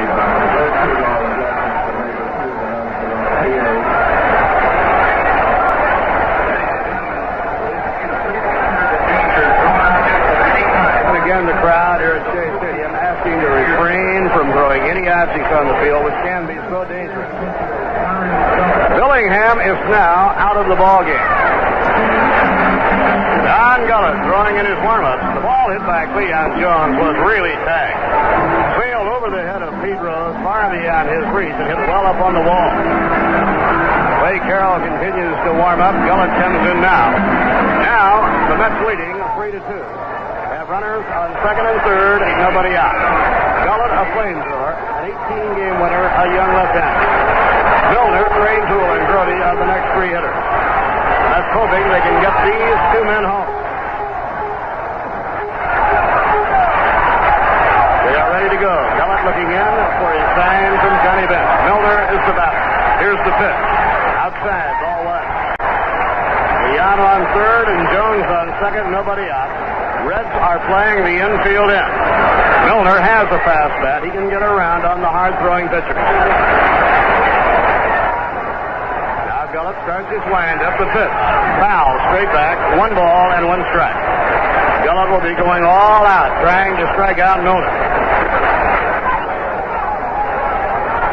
The Reds tied the game with a run at the top of this inning. Now the Mets have regained the lead. It is 3-2. Ed Kranepool waiting on deck. If Kranepool comes up, we'll wait and see what Yogi does. Now the pitch, too high. Ball 2-1. Yogi indicated in the dugout prior to the game today that he would go with Kranepool. But if the Reds came in with a left-hander, he might switch to Willie Mays. Ross Grimsley, a left-hander, warming up along with Clay Carroll. The 2-1 delivery. Swing and a foul tip. And the count is 2-2 on John Milner.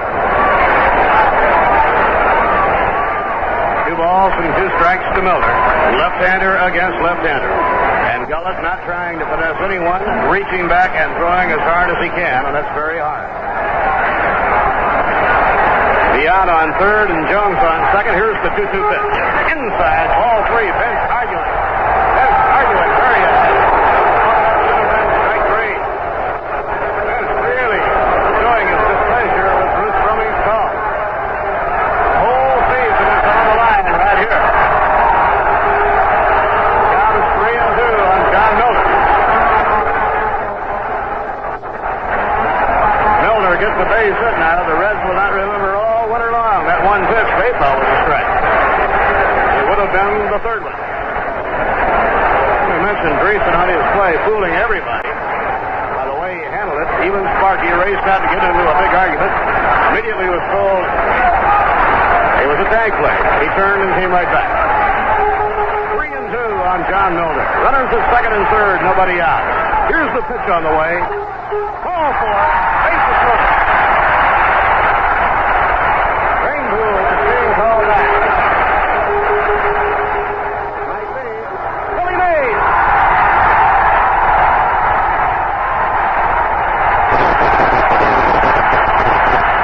Willie Mays.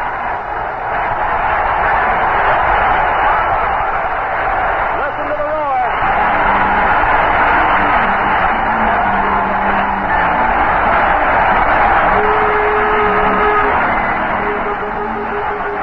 One of the great roars in baseball history. 50,000 standing and roaring as Mays comes up. They all know it could be his last at-bat. Sparky Anderson coming out. He may bring in the right-hand pitcher. Sparky Anderson is coming out.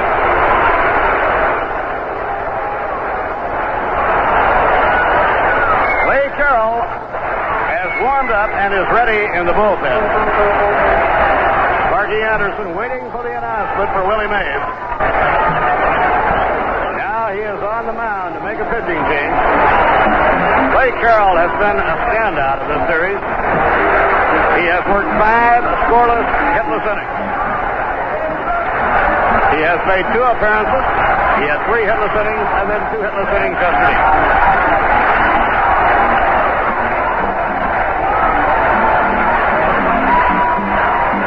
Well, the Reds have all gathered on the mound. The big crowd here at Shea starting to settle back in their seats to wait. Well, Lindsay, this is it. The Mets have a glorious opportunity right now to really do some business. This is about all the drama you can pack into a baseball game. It is in many ways the biggest baseball game the Mets have ever played in the 12 years of their existence, because in '69 they never were called upon with their backs to the wall in any one game. They won breezing, and then they swept the series from Atlanta to win the pennant. Then they won 4 of 5 in the World Series from Baltimore. But today, all the marbles are on the line to the winner in this championship series. And here is Willie Mays, one of the great players of all time, who already has announced his retirement from the game, effective the end of the season, being called on to pitch hit with the bases loaded. He hasn't been in the game since September 9th. James Jarvis strikes up. Hello, Dolly. Willie Mays, number 24, is on the message board. 50,000 are standing. The Reds drop the infield back at second and short to play for a double play. And Willie steps in against a red-hot relief pitcher, Clay Carroll. A moment to remember in sports history in New York. Here's the windup by Carroll, the pitch. Bounce slowly off the plate toward the third base line. The play is not in time, but the fielder runs in. The Mets lead 4-2. Clay Carroll grabs the ball and threw home too late. Had he let the ball hit, it probably would have gone foul. But he tried to make the play. He had trouble getting it out of his glove. Willie hit one of those little Baltimore chops. He hit down the ball and hit the plate. It bounced in the air. Carroll had to race right toward the third base line. Lunge, caught the ball just before the line. Had trouble getting it out of his glove. And when he threw to the plate to Johnny Bench for the forced play, it was too late. A base hit for Willie Mays and a run batted in. The Reds will wonder for a long time whether or not they shouldn't have let that ball try to go foul. Brody is up, bases loaded, nobody out. That's leading 4-2. Here's the pitch on the way, and it's high, ball one. Infield hit for Willie Mays and a run batted in. Interestingly, Bob, if Carroll hadn't played it, it would have gone foul without a doubt. In comes the pitch. Ground ball to second base. Morgan will throw home. They have a force play. Go to first, no throw. Safe at first base. They missed the double play.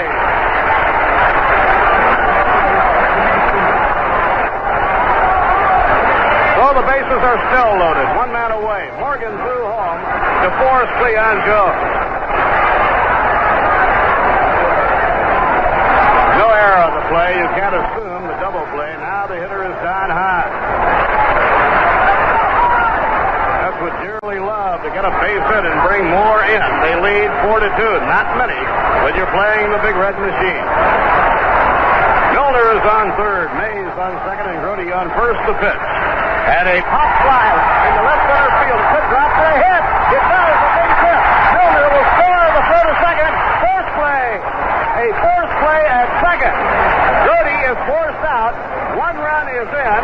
The Mets lead 5-2. Grody apparently thought the ball would be caught. He did not get to second base. He is out on a force play. And so Hahn will not get a base hit, but he will get a run batted in. And the Mets lead 5-2 in a very wild inning.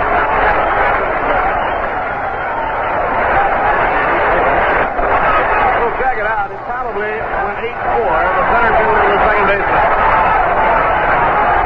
Give Hahn an RBI, but he loses the base hit. Bud Harrelson up. Runners at first and third. 2 men away. The pitch by Carroll. Grounder foul. No play. Milner came in to score. It should have been a base hit. It was a bloop that landed in short left center field. But Grody was forced Geronimo to Joe Morgan. Hahn gets an RBI. That's lead by 3. Clay Carroll delivers. And a foul back into the crowd. No play. Buddy Harrelson, the 8th man up in the inning, and it's been a wild one.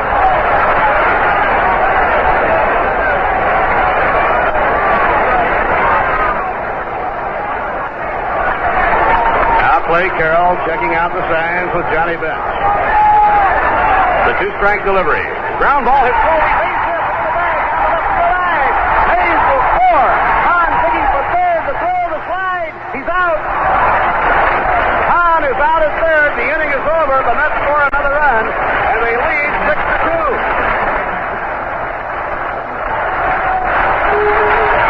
Single for Buddy Harrelson. A roller right over the bag. That scored Willie Mays.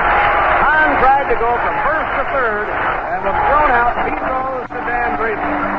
8 men came to bat. 4 runs crossed the plate. On 4 hits. No errors as such, and 1 left on. At the end of 5, New York 6, Cincinnati 2. Hey, you know, Mr. Beatty, these tires are as bald as I am. Hey, you sure you want new ones? I mean, you still got the rims, you know. A lot of people put off getting the new tires they need because tires are getting more expensive, like everything else. That's where Getty comes in. Millions of Americans have found they can get more miles for their money at Getty. Now we're going to tell you how to get more tire for your money at Getty. Our steel-belted radials, for example, are the best we've ever offered. So we'd like to make them easier to buy. If you buy them with a Getty credit card on our easy payment plan, you get up to 6 months to pay. And by simply paying on time, you don't pay any interest. Think about that. Getty gives you your tires right away, but you don't pay right away. Your money stays in the bank longer. You earn interest instead of paying it. No interest to us means more money for you. Getty, we give you more for your money. We'll have the official results of the 4th and 5th races from Belmont Park after this. Schenectady OTB with 3 locations. 127 Wall Street, 1700 State Street, and 2627 Broadway, Schenectady. Or place your bet from any location with a telephone account. Open a Phonobat account in person or by mail. Phone 370-5151 for your Phonobat applications to be mailed to your home or place of business. Visit Schenectady OTB or use Phonobat. You're always a winner with Schenectady OTB. The official results of the 4th race from Belmont Park today. The winner, OTB letter B, Immodest, pays $5, $3.80 and $3.40. Letter H, Blessed Nate, pays $5.80 and $4.60. And OTB letter L, Control Your Step, pays $4. The exacta in the 4th combination of letters B and H returns $25.60. In the 5th race today at Belmont Park, the winner was letter E, Takeoff, pays $15.60, $7.20 and $3.40. OTB letter B, Close Watch, pays $6.20 and $3.40. And OTB letter D, Beautiful Music, pays $2.40. Vice President Agnew has resigned. As you may have heard earlier this afternoon, Agnew delivered the official resignation, and it became public at 2:05 this afternoon when Agnew said, "I hereby resign the office of Vice President of the United States, effective immediately. Sincerely, Spiro T. Agnew." 5 minutes earlier, Agnew pleaded guilty to a charge of income tax evasion. He received a suspended sentence of 3 to 5 months in prison, a 3 years probationary sentence, and a $10,000 fine. WABY.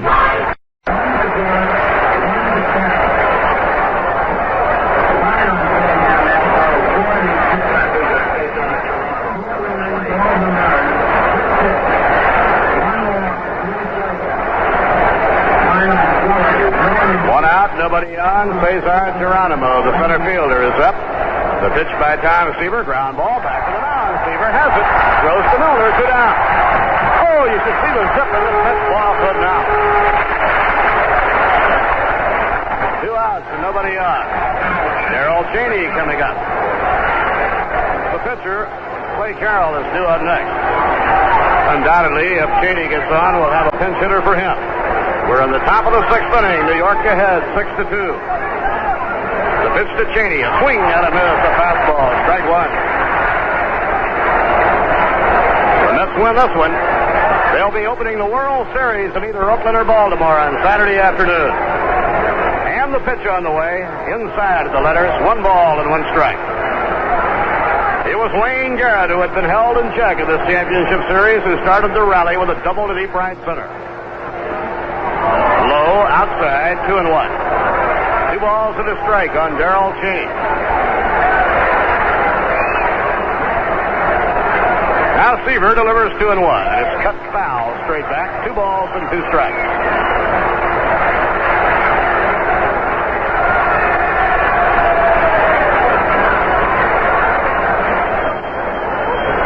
Darrell Cheney, batting left-handed, has struck out and received an intentional walk. Now he asks for time and gets out of the batter's box.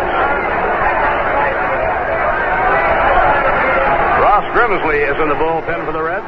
And a towering fly ball hit the right center. Moving over is Hahn and Willie Mays. Willie calling. He has it. No runs, no hits, no errors, and none left. In the middle of the 6th inning, it's New York 6, Cincinnati 2. It's a hit! The new 1974 Dusters, Scamp, Satellite, Sebring, Fury, Chryslers, and Imperials are all winning hits this fall at Schenectady Chrysler Plymouth. Make a short run to Jim Schultz's Schenectady Plymouth and score on a fantastic deal on the new 74s and even more on our new 73 cars from the Money Savers at Schenectady Chrysler Plymouth. 1016 through 1040 State Street, Schenectady. Protective Loan help make financial problems disappear with a bill consolidation loan. Protective Loan gives fast, friendly, one-day service and will even help with family budgeting advice.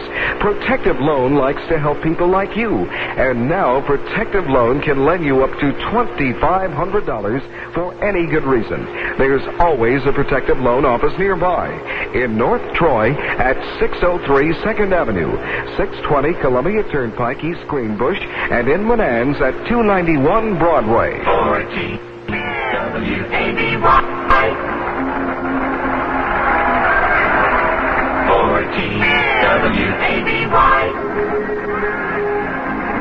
Tom Seaver comes out to face Clay Carroll in the bottom half of the sixth inning.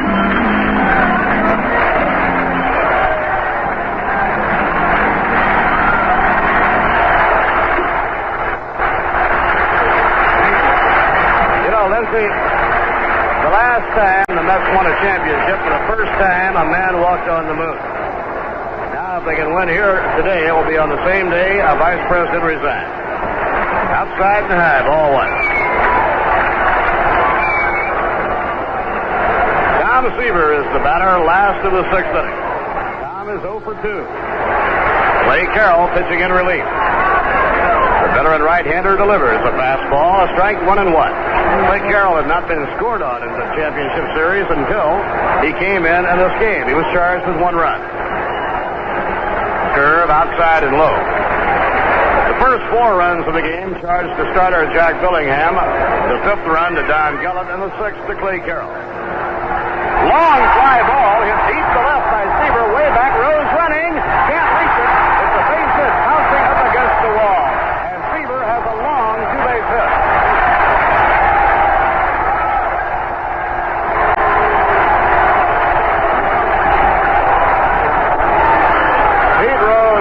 Desperate try for the ball. What a fantastic competitor. After a very long run, Pete Rose left his feet, made a dive, couldn't reach it, bounced up, went to get the ball. And Rose is shaken up. He left his feet and went hurtling through the air, trying to catch it.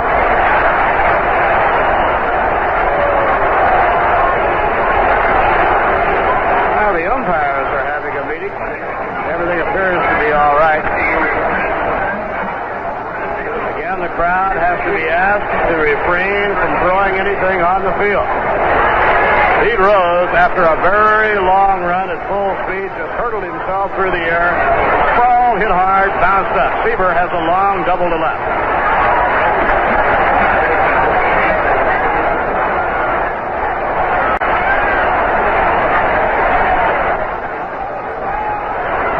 Wayne Garrett will be stepping in against Clay Carroll.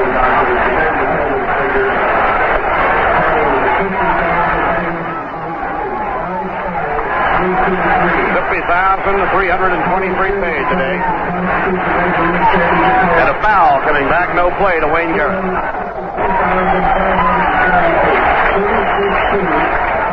New all-time championship series attendance record has been established. A total attendance of 262,548 for the 5 games, over an average of over 50,000 a game. Now Garrett waiting. The pitch by Clay Carroll. Fouled, back upstairs, and the count, strike 2. New York 6 runs on 9 hits and 1 error. After the Reds had tied the game, it was the double by Jones over the head of Pete Rose to put New York ahead 3-2. William Mays made it 4-2, Hahn 5-2, and Harrelson 6-2. Hit in the air to center field. It's deep. Back goes Geronimo. He'll get under it near the warning track, and he has it. Seaver tags up and is on his way to third. The relay throw will not be there. Seaver goes into third. We pause for station identification. This is the New York Mets Baseball Network. In the Capital District, this is the home of the New York Mets. WABY, Albany. Bob Murphy with Lindsey Nelson and Ralph Kiner. Felix Mian is the hitter with a runner on third, Tom Seaver, and 1 man away. The Reds will bring the infield in. Felix, 1 for 2 and a sacrifice, and that sacrifice was the biggest play of them all, probably in the 5th inning. Wind up by Carroll, the pitch. Fastball, strike 1 call. Garrett had led off with a double beyond Bunnett. Billingham came off the mound, picked up the ball, threw to Driessen at third, who played the ball like a first baseman, thinking he had a force play. He did not. Ground ball bounced to shortstop. Seaver will hold. Cheney throws to Pérez in time for the out. 2 down. Cleon Jones will be the hitter. Cleon 2 for 3, a single and a double. His double off the wall and left made it 3-2 New York.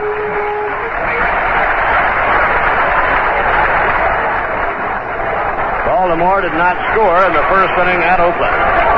If the Mets win and the Oakland A's win, tomorrow night the Mets will be on their way to Oakland, California. If Baltimore wins that game, the Mets will have to hang around to see where they're going. That is, assuming they can win it. And the pitch. Taken high inside by Cleon. 1 ball and no strikes.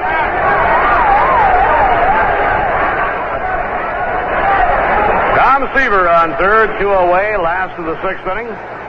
Had a drive, a base hit to right center field. Seaver comes home. New York ahead 7-2 for Jones, his 3rd hit of the ball game.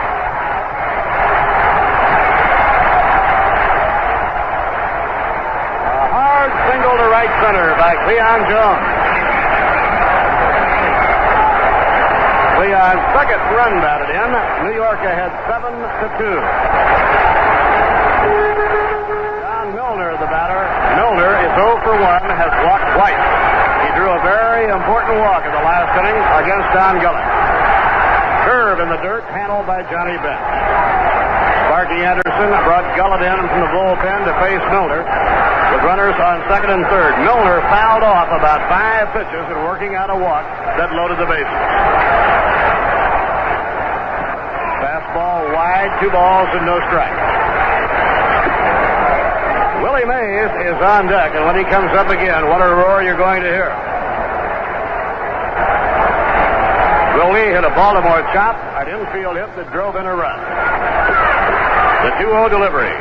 And a call strike, 2-1 to John Milner. The Mets lead Cincinnati by 5. We're in the last of the 6th inning. Clay Carroll, the 3rd pitcher used by Sparky Anderson. The 2-1 pitch. Curve fouled off into the dirt right at the feet of John Milner. 2-2. Baltimore nothing, Oakland nothing. They are in the 2nd. Jim Palmer and Vida Blue are the pitchers.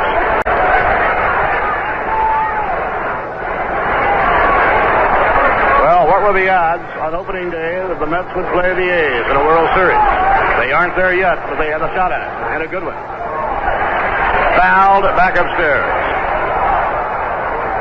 2 balls and 2 strikes on John Milner.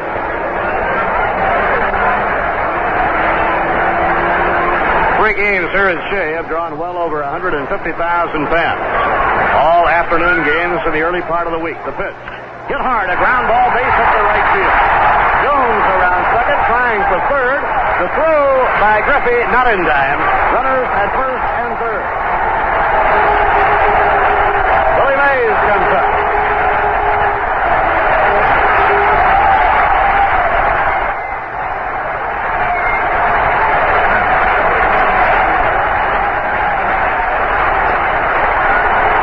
I really think if Mays would have hit a home run, it might be more than this building could stand. Pinch hitter in the 5th inning facing Clay Carroll. Willie took a big swing. The ball hit the plate, bounced high in the air. Carroll came off the mound, ran to the 3rd base line, fielded the ball, trying to get a force play. Had trouble getting it out of his glove. Threw too late. It was a base hit and a run batted in. 2 outs, 2 on. The pitch to Willie. Ground ball off the pitcher's glove, picked up by Cheney. The throw to 1st in time, and the side retired. Ball went off the glove of Clay Carroll, was handled by Cheney. For New York, 1 run, 3 hits, no errors, 2 left. At the end of 6, The New York Mets 7 and the Cincinnati Reds 2. With 25 years' experience, Bob and Ron's Fish Fry knows the best way to prepare seafood. Each order is prepared individually to ensure freshness. Bob and Ron's never mass-produce. Their friendly service makes it a pleasure to dine often. Stop in, say hello to Bob and Ron and Rick, and enjoy the best seafood you ever have. Bob and Ron's Fish Fry, 1007 Central Avenue, Albany, near Westgate. Bob and Ron's newly enlarged dining room is open Monday through Friday from 10 a.m. till 11 p.m. and Saturday from 10 till 10. Attention skiers, the Ski Market announces its first annual Columbus Day weekend sale. $1 million worth of name brand ski equipment drastically reduced. K2's last year's model, regularly $135, now only $99.50. Rossignol skis, values up to $160, now $69.88. Goose Down Parkers, regularly $60, prices slash to $34.88. Brand new Tyrolia bindings, regularly $32.50, now only $19.88. And many, many more super savings at the Ski Market. 600 Troy Schenectady Road, Latham, open Monday through Friday, 10 till 10, Saturday till 6. Use your Bank AmeriCard or MasterCharge. The Ski Markets. 14 WABY. The official score has changed the scoring in the fifth inning now to charge Jack Billingham with 5 runs. For those of you who keep such things, Billingham 4 innings, 5 runs, 6 hits. Gundich charges 1 and Carroll with none. Crosby is up now to bat for Carroll. Ed Crosby had a single yesterday, and here's Seaver's pitch high and away for a ball. Crosby batting for Clay Carroll as the Cincinnati Reds are at bat in the top of the 7th inning. The Mets are leading by a score of 7-2. Crosby is a left-hand batter. Here's Seaver's pitch, and it's in there for a called strike.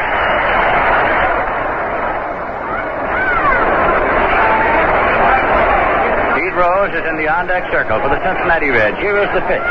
Fastball swung on and missed. Jammed him in on the fist on the inside portion of the plate. Little short arc swing. It's 1-2 now to Crosby. The Mets have 7 runs on 11 hits, and the Cincinnati Reds have 2 runs on 5 hits. Seaver into the motion now, and the pitch is on the way. Curveball swung on, missed, struck him out. Strikeout number 3 for Seaver. 1 away, and Pete Rose is coming up. Rose grounded out, and doubled and made a score in the 5th inning. Pete Rose is still bearing the brunt on his role as the villain in the brawl between Rose and Harrelson that led to a Pier Sixer day before yesterday. Rose is a switch hitter batting left. That pitch is in for a call strike. The run that he scored in the 5th inning temporarily tied the score at that point. Seaver came busting in with a fastball on the first pitch. Now the delivery, curveball hit on the ground, back through the box, out into center field for a base hit. Seaver stabbed at the ball as it went through the box, came up empty. Willie Mays returns it. Pete Rose with his second hit. Joe Morgan's about it.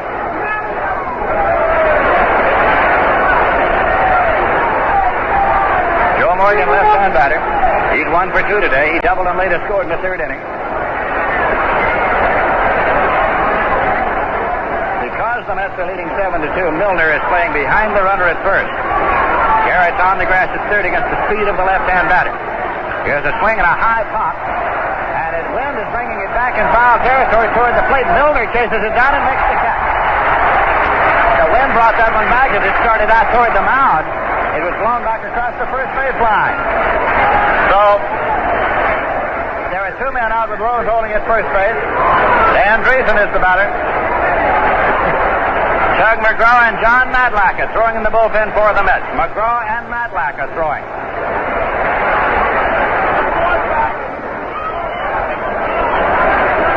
Rose leads off the bag at first. Here's the pitch swung on, and it's a high pop to left field. Cleon Jones moves up. Harrelson goes out and calls. Harrelson is waiting and makes the catch. Side is out. No runs are hit, no errors, and 1 left. In the middle of the 7th inning, the score is the Mets 7 and the Reds 2. Now, Right now, chances are 7 times greater that you'll find the one car you want at Hickey Ford and Hickey Imports. Because Hickey is like 7 great car dealers rolled into one. With a whole line of new 74 Fords, plus Volvos, Fiats, Land Rovers, MGs, Saabs, Jaguars, and now Hondas. And don't forget Hickey's low price guarantee. To sell you a new car for less or buy you a big steak dinner for 2. Chances are 7 to 1. Right now, you'll find what you want at Hickey Ford and Hickey Imports, Hoosick Road, Troy. See the new International Utility Tractor with features and work power for any size operation at Columbia Tractor Kinderhook. Get the facts on the new 674 with utility row and crop models. It has 61 PTO horsepower diesel or 58 PTO horsepower gas engine. Coupled with the 574 and 464 models, you'll find the most advanced utility tractors in 20 years. Come in and ask for a demonstration at Columbia Tractor, Kinderhook, New York.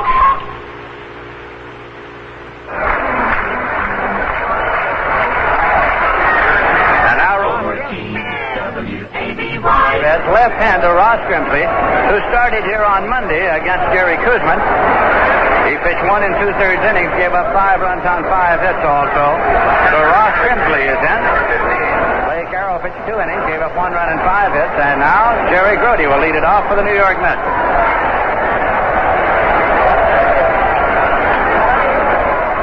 Grody has gone 0 for 3. He was on an error by Driessen in the 4th inning.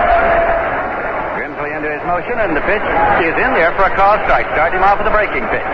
They play Grody to go to the opposite field. The Mets are leading by a score of 7-2, and they keep the bullpen going. This game for the National League pennant. Now again, here's the delivery, and it's swung on. Line drive in the center field for a base hit. Picked up out there by Cesar Geronimo. Grody turns and holds with a single to center, leading off the bottom of the 7th inning. Don Hahn is up now. Don Hahn today has gone 0 for 3, but batted in a run when he hit into a force play in the 5th inning. Actually lofted the ball out into the outfield. It fell in for what would have been a base hit, but Grody was forced at second on the play. Here is the pitch. Swung on, line to third. Driessen has it. Makes the play to first, not in time. Grody's back. A line drive to third off the bat of Hahn, taken by Driessen, who was on the edge of the grass. Now Bud Harrelson will be the batter. Oakland, California, the Oakland A's have scored 2 runs, batting in the bottom of the 2nd. Oakland 2 and the Baltimore Orioles nothing. Oakland having come from behind to win yesterday, going up 2-1. If Oakland wins today, it's all over in the American League. The Oakland A's are, of course, the defending world champions. Harrelson batting right, and the pitch is in there for a call strike. He's a switch hitter. He's turned around to bat right against the left-hander, Ross Grimsley. 1 man out, runner at first. The New York Mets 7 and the Cincinnati Reds 2. Now again, Grimsley delivers a pitch, swung on, pops up to the right side. Joe Morgan is waiting. And he makes the catch. Holding at first is Grody, 2 away. The lights are on here at Shea, and the hand is for Tom Seaver coming out to the plate.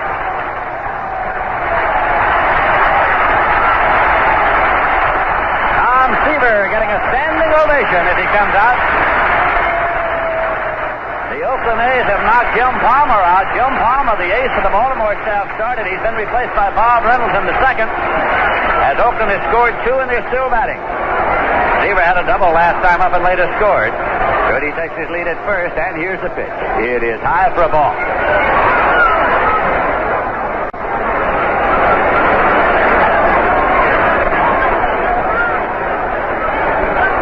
The Mets have had 12 hits today.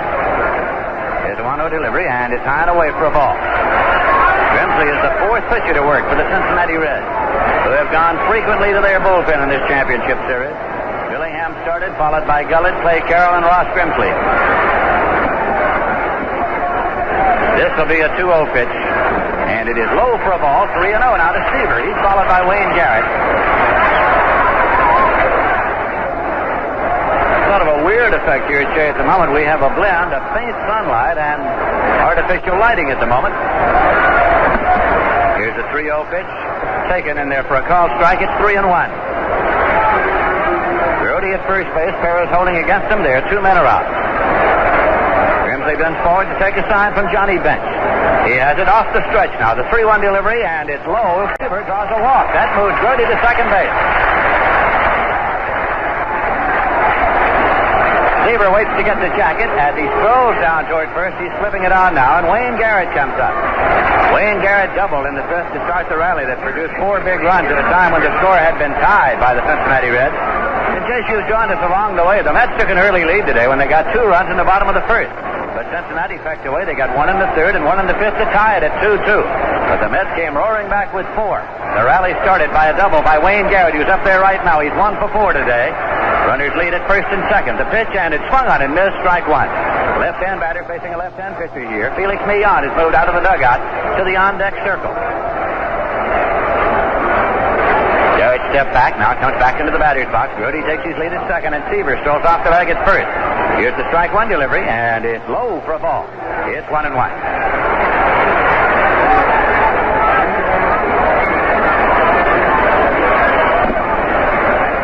Outfield defense almost straight away against Wayne Garrett. Grimsley off the stretch. Pitch is swung on and foul way down to the right field corner, out of play. Garrett got around so well he pulled it. Foul way down there to the corner. And the count goes to 1-2 now. The Mets are batting in the bottom of the seventh inning. The fifth and final game of the championship series between the Mets and the Cincinnati Reds for the championship of the National League. 1-2 pitch. And it's high for a ball. It's a breaking pitch, and the count is even at 2-2 now to Garrett.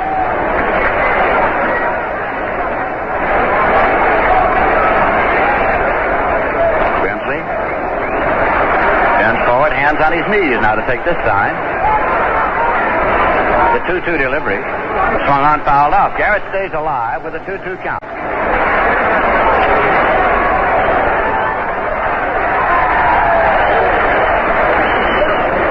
The Oaklands are still batting in the second inning, leading Baltimore 2-0. Paid crowd of 50,323 here for this afternoon's game. 2-2 pitch is low, and the count runs full at 3-2, and that's an automatic start for the runners. Brody at second, Seaver at first will be off and winging on the pitch. Felix Millan is waiting on deck.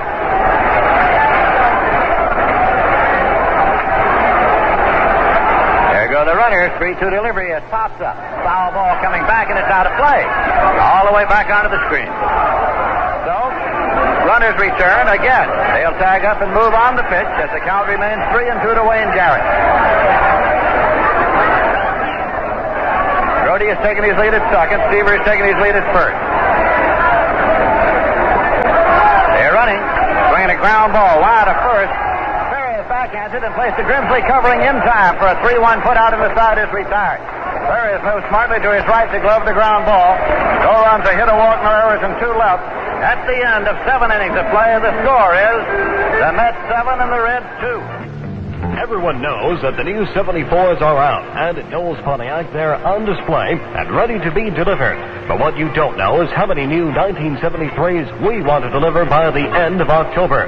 And you don't know what we at Knowles will do to satisfy you on our 1973 Le Mans Sport, luxury Le Mans, station wagons, Catalina, and Bonneville. You can save up to $1,200. Get to know us today at Knowles Pontiac. It will be well worth the trip to 6th Avenue to Knowles Pontiac in North Troy. Attention skiers, the Ski Market announces its first annual Columbus Day weekend sale. $1 million worth of name brand ski equipment drastically reduced. K2's last year's model, regularly $135, now only $99.50. Rossignol skis, values up to $160, now $69.88. Kustown Parkers, regularly $60, prices slashed to $34.88. Brand new Tyrolia bindings, regularly $32.50, now only $19.88. And many, many more super savings at the Ski Market. 600 Troy Schenectady Road, Latham, open Monday through Friday, 10 till 10, Saturday till 6. Use your Bank Americard or MasterCharge. The Ski Market. It'll be Tony Pérez to lead it off. Through 7 innings of play, the Mets 7 runs, 12 hits, and 1 error. Cincinnati Reds 2 runs, 6 hits, and 1 error.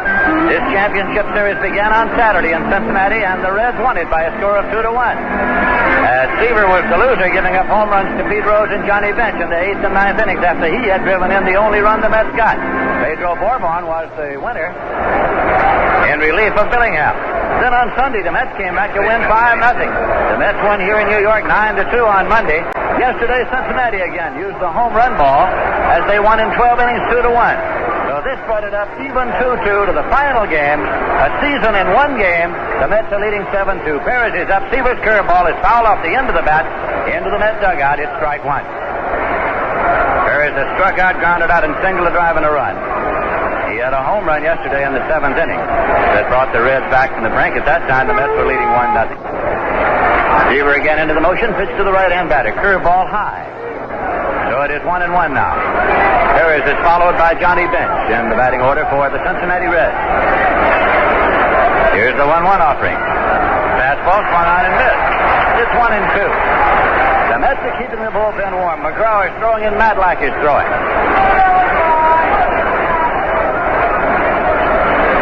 Seaver takes the sign from Gary Grody. Dips into his motion. The 1-2 delivery. Fastball swung on and missed. Struck him out. Strikeout number 4 for Seaver. One away, and Johnny Bench is the batter. He was intentionally walked in the first inning. That's when he's grounded out and popped out. There are all sorts of tried and hackneyed expressions that apply to the situation here, such as there's no tomorrow, they're all in the bullpen, no point in saving them for opening days. They're all applicable because they're true. Here's the pitch now to Johnny Bench. Breaking pitch, took a lot off of that one, had him out in front, and it's strike one. Ken Griffey has moved out on deck. Grody again flashes a sign to Seaver. And the pitch to Bench. Curveball. It's in there for a call strike. It's 0-2. One man out with nobody on base. The Reds are batting in the top of the 8th inning at Shea Stadium in New York.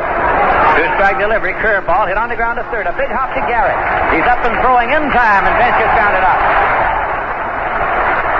That ball skidded off the grass with a big hop to Garrett, who was playing a deep third base. Two men out, and Ken Griffey's coming up. He's 1 for 3. He had a double in the top of the 4th inning. Left-hand batter. He came up on August 25th from Indianapolis and provided a lot of spark for the Cincinnati Reds. Matter of fact, they sent to Indianapolis frequently during the season to bring up ball players, most of whom produced for them. Fastball in on the ground to second. Beyond takes the ball and throws to first. In time, the side is up. Nothing across. In the middle of the 8th inning, the score is the New York Mets 7 and the Cincinnati Reds 2. Attention skiers, the Ski Market announces its first annual Columbus Day weekend sale. $1 million worth of name brand ski equipment drastically reduced. K2's last year's model, regularly $135, now only $99.50. Rossignol skis values up to $160, now $69.88. Gustav Parker's regularly $60, prices slashed to $34.88. Brand new Tyrolia bindings, regularly $32.50, now only $19.88. And many, many more super savings at the Ski Market. 600 Troy Schenectady Road, Latham, open Monday through Friday, 10 till 10, Saturday till 6. Use your Bank Americard or MasterCharge. The Ski Market. Let Protective Loan help make financial problems disappear with a bill consolidation loan. Protective Loan gives fast, friendly, one-day service, and they'll even help with family budgeting advice. Protective Loan likes to help people like you. And now Protective Loan can lend you up to $2,500 for any good reason. There's always a Protective Loan office nearby. In Albany at 215 Central Avenue and 11 North Pearl Street. And in Schenectady at 1884 State Street. The Oakland A's got 3 runs in the bottom of the 2nd inning.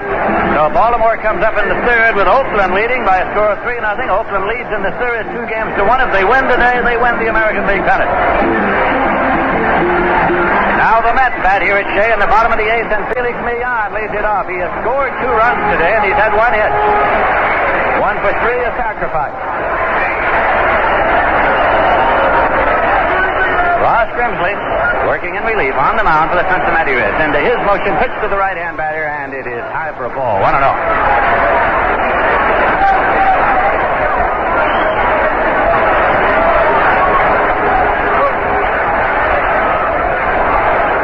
Now the 1-0 delivery. Hit on the ground, and it's on through for a base hit down the left field line. Rose chases over Millan, takes a wide turn and holds up as the throw comes across. Millan has single pass. Driessen at third. He tried to backhand stab. The ball was between Driessen and the bag and on down the left field line. So the Mets have a leadoff base hit there. 13th hit today. Cleon Jones is coming up. Cleon has had 3 big hits. He has driven in 2 runs and scored 1. Cleon Jones moved up to the number 3 spot in the batting order with the absence of Rusty Staub because of the bruised shoulder sustained yesterday when he crashed into the wall in the 11th inning. Jones has produced here today. Had a base hit and later scored in the 1st inning. Double a drive and a run in the 5th inning. Single a drive and 1 in the 6th inning. Swings and misses. It's strike 1. Tony Pérez holding against the runner. Felix Millan at first base. The Mets are batting in the bottom of the 8th inning. Shea Stadium in New York. This game for the National League pennant.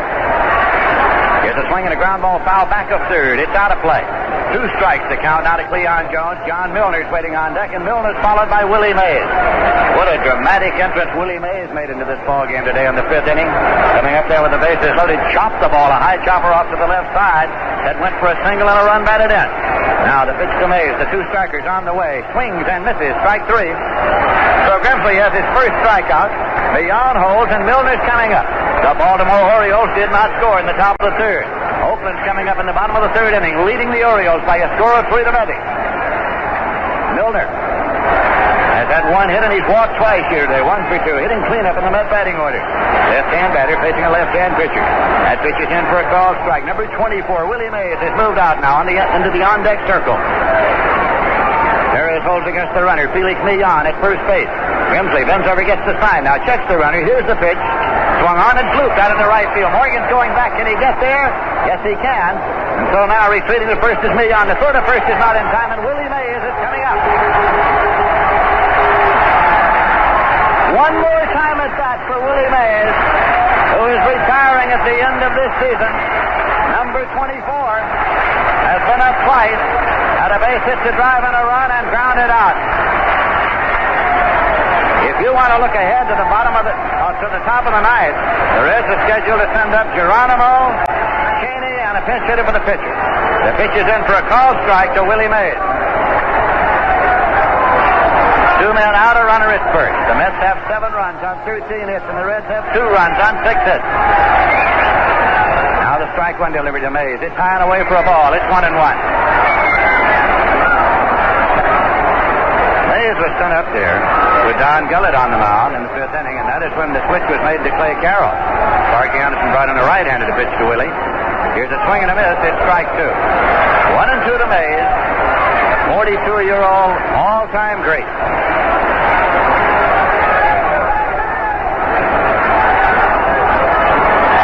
Leon takes a short lead off first now. The count's 1-2 to Mays with 2 men out. Grimsley's pitch swung on and fouled off to the right side into the seats and out of play. Count continues. 1 ball and 2 strikes to Willie Mays.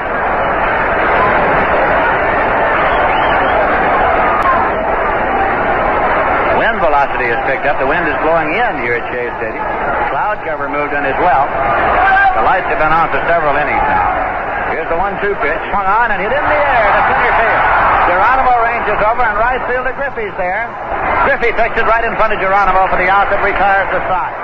No runs, a hit, no errors, and 1 left. At the end of 8 full innings of play, the score is the Mets 7 and the Reds 2. Cadillac for 1974, the standard of American automobile excellence, is now available for your inspection at Headley Cadillac Oldsmobile, 515 River Street in Troy. Cadillac, with 9 luxurious models to choose from, offers new concepts in styling and comfort, responsive handling, and the #1 car for resale value when it comes time to trade.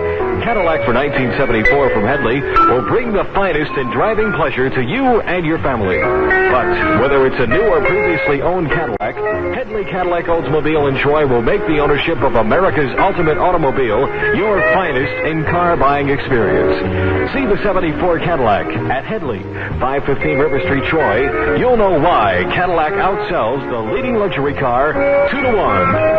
14 WABY. It looks as though we'll get Cesar Geronimo, Larry Stahl, and Hal King batting for Cincinnati here in the 9th inning. Geronimo leads off. Stahl has moved out to bat for Cheney, and Hal King's hanging around the bat right. Tom Seaver's been in all the way for the Mets. Here's the pitch to Geronimo. Foul back. It's strike 1.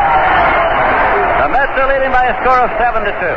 If they maintain the margin and win the game, they have won the National League pennant.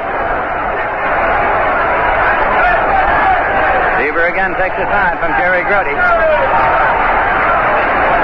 And the pitch is low for a ball.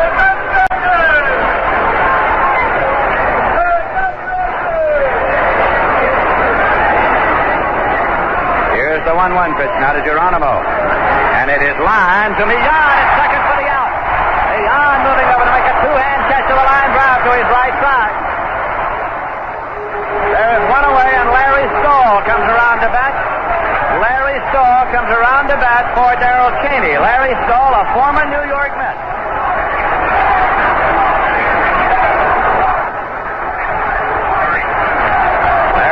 is a left-hand batter who left the New York Mets when he was selected for the San Diego Padres in the expansion draft before the '69 season. This crowd has really come alive here at Shea. Seaver's into the motion. Here's the pitch. It's inside for a ball. The Mets 7 and the Cincinnati Reds 2. Al King has moved out on deck now for the Cincinnati Reds. Seaver's into the motion. Here's his pitch. Swung on line into left field for a base hit. Just beyond the outstretched glove of Wayne Garrett. Picked up by Everett Jones and played back. Stahl holds it first. That is base hit number 7. And Hal King comes around to bat now for Ross Grimpley. Left-hand power hitter Hal King, who came up from Indianapolis during the course of the season to deliver some valuable pinch hit home runs for the Cincinnati Reds. Up there now batting for Ross Grimpley. Pitcher of record for Cincinnati on the short side of a 2-7 score. Of course, it's Billingham who started.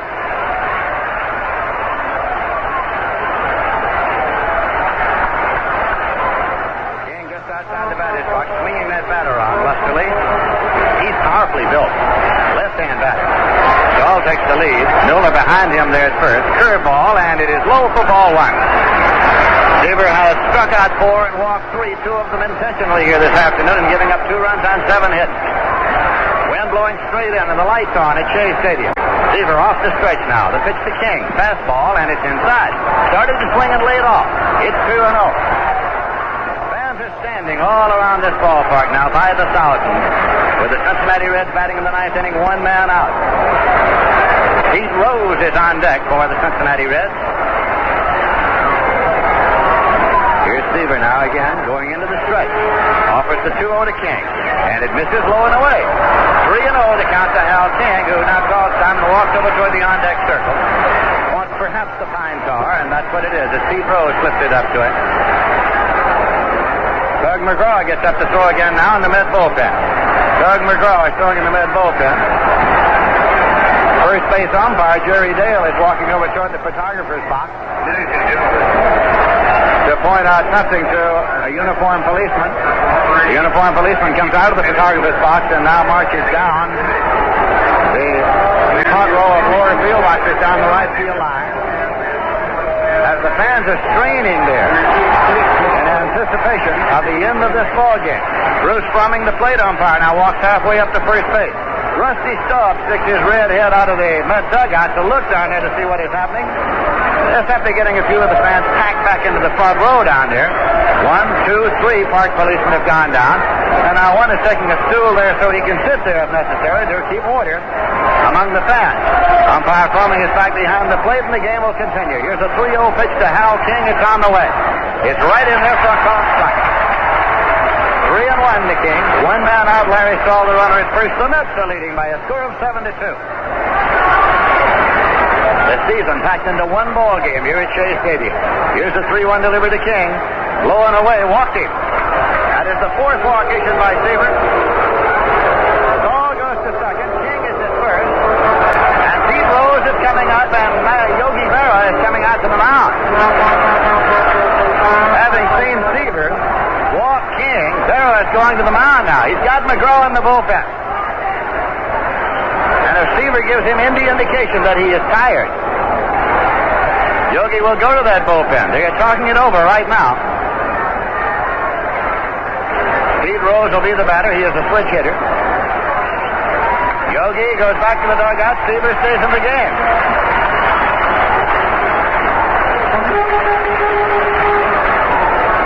Yogi walking back.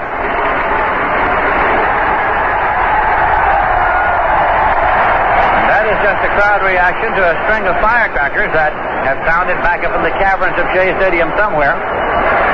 Now Pete Rose is in and waiting. Larry Stahl is the runner at second. Hal King's the runner at first. 1 man out. The Mets are leading by 5 runs, 7-2. Here's the pitch to the left-hand batting Rose. He bunts the ball foul up the third base line out of play. Rose trying to bunt his way on. Goes across the bag at first, but he'll be brought back, and it's strike 1. Rose is followed in the batting order by Joe Morgan. Marky Anderson in the dugout has his foot up on the second step. Elbow on his knee, peering out onto the playing field. Brought the Cincinnati Reds back from the brink in the 5-game championship series last year, when the Reds eked it out on a Johnny Bench home run over the Pittsburgh Pirates, but then lost in the World Series to the Oakland A's. McGraw still throwing in the Met bullpen. Cincinnati runners leading at first and second. Here's the pitch. Fastball, foul backing out of play. 2 strikes to Pete Rose. Joe Morgan is on deck.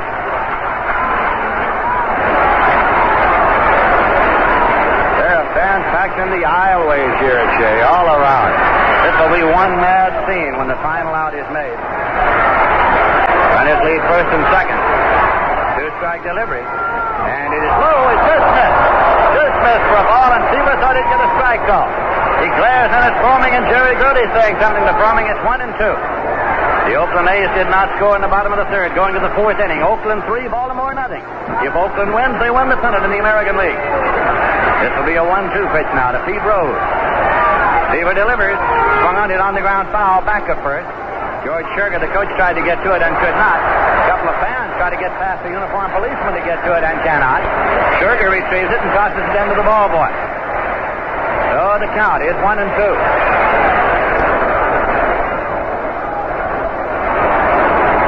And now, time has been called. The public address announcer is being asked to make an announcement regarding fans down the right field line. That request made by Ed Sudol. Fans spilled out onto the field. Ed Sudol is the senior umpire, umpiring at second. Public address announcer is asking the fans to cooperate in keeping the field clear. Fans had spilled out of the lower field boxes onto the field. And now there are 3 umpires over there trying to get them back. Tom Seaver goes over to appeal to them also. Seaver is indicated his appeal. So is Milner joining him there, saying, please get back into the lower field boxes so we can continue the game. They cheer Seaver. Whether they move back or not is something else. There are 2 ladies in multi-checkered outfits who are walking on down to the corner. They're going to try to get out the bullpen gate. That's the only place they can get out. So there are 2 ladies in the bullpen. That's the first time I've seen that this year. The bullpen crew seems fairly happy about it. As soon as the bullpen gate is closed, we can continue, but not before. Seaver, hands on hips, is just staring out there now, saying, what are you going to do? Well, they haven't closed the gate yet. Here comes a male fan who is straggling out there, too, to join the bullpen crew. At least that gets them off the playing field. Now the gate will be closed, and we'll continue. The count to Pete Rose is 1 ball and 2 strikes. Cincinnati has runners at first and second with 1 man out in the 9th inning. Seaver takes the sign from Jerry Grody. The 1-2 pitch to Rose is on the way. Outside, it's 2-2. Now the ushers are having trouble holding the fans on the left field side. And the umpire at third base has called time now. That's Ed Vargo. And the ushers are having trouble holding the fans along the third base line. Each time this happens, the ball players come out to see what's happening. This time it's the Cincinnati Reds ball players. It's on their side of the field. The fans are straining to get out onto the playing field, but the ball game isn't over yet. The Mets are leading by a score of 7-2. Now about a dozen special policemen are coming out of the Reds bullpen down the line to try to maintain order here. There are fans in the dugout of the Cincinnati Reds. There's a blonde lady. Matter of fact, there are 2 blonde ladies in the dugout of the Cincinnati Reds. Fans are hopping out of the photographer's booth. Fans that are spilling over. They're out onto the playing field.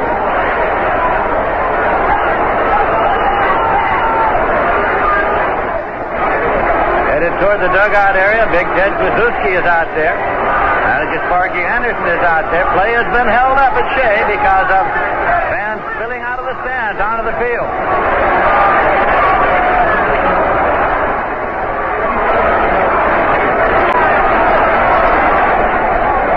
Bruce Fromming, the plate umpire, went over there. Now is making his way back toward the plate. Seaver, meanwhile, is tossing in a pitch or 2. Try to keep his arm warm. The senior umpire, Ed Sudol, walks over. There is a mixture of fans and players. Bob Howsam, the vice president and general manager of the Reds, is talking now to Fromming and Sudol, along with Sparky Anderson. Bob Howsam, with his coat off, and a white shirt, gray suit, talking to Fromming. Tom O'Keefe, who is the maintenance manager of this stadium is walking over now talking to one of the park policemen.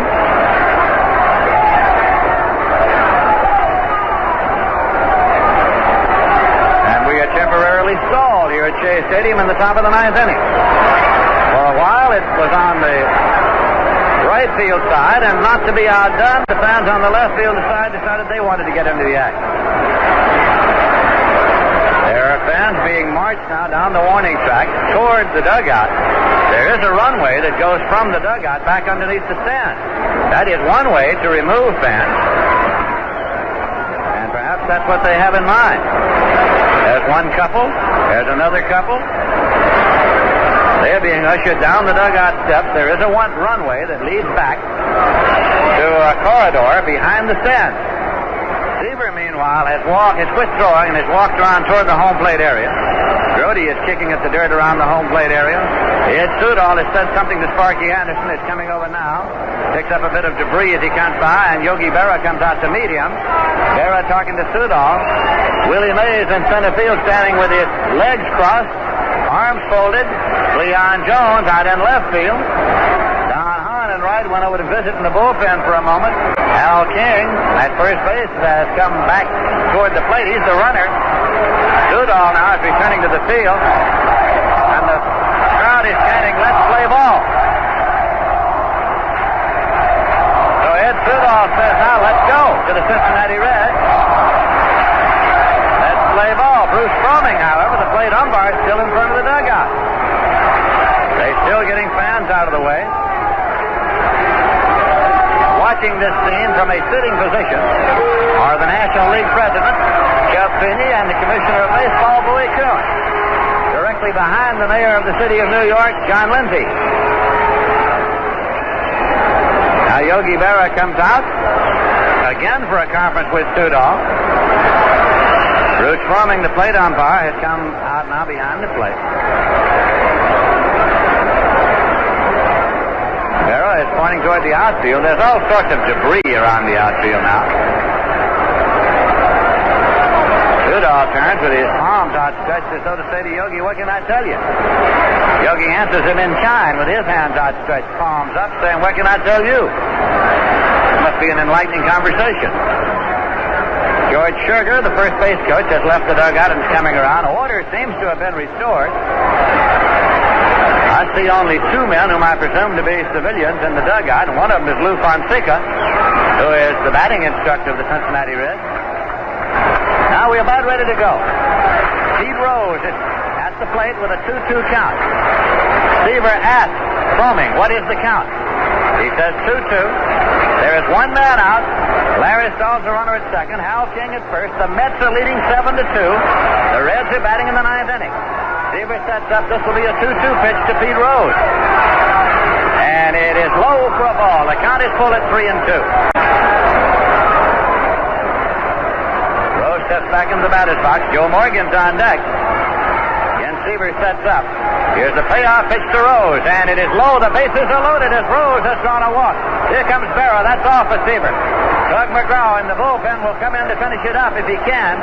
The bases are loaded. It's Seaver's second visit from Berra, and that means automatic ejection.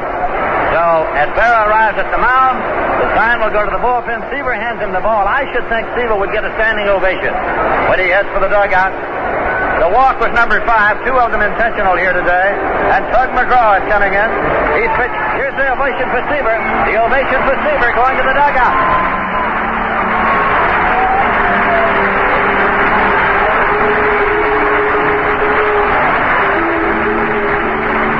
Seaver went 8 1/3. He gave up 2 runs on 7 hits. He struck out 4 and he walked 5. Tug McGraw is not going to come in the electric cart. He's running yet. He is jogging yet from the bullpen.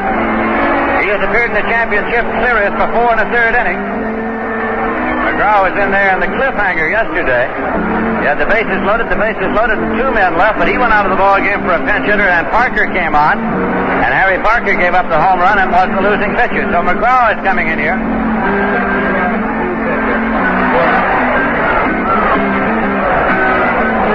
Tug McGraw, who came on down the stretch with an amazing record from the bullpen of the New York Mets, and who was the author of the phrase that caught on, "You gotta believe."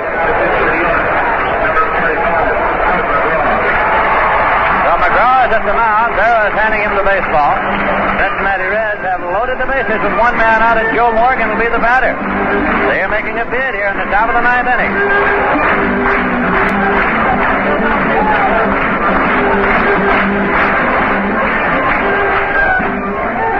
So McGraw will take his warm-up pitches, and then we'll get underway. The Oakland A's are batting in the bottom of the fourth, leading the Baltimore Orioles by a score of 3-0 in the American League Championship playoffs. Oakland started the day leading 2-1, needing one more victory to become the American League champions for the second consecutive year.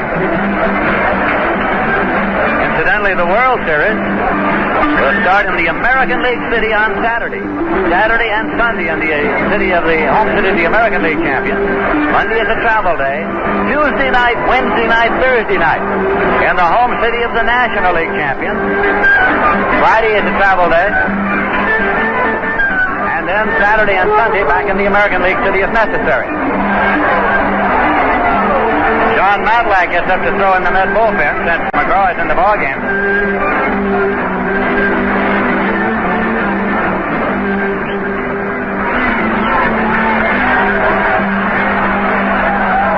Joe Morgan has walked, doubled, grounded out, and grounded out. 1 for 3 today. He's a left-hand batter. Larry Stahl is the runner at third. Hal King at second. Pete Rose at first.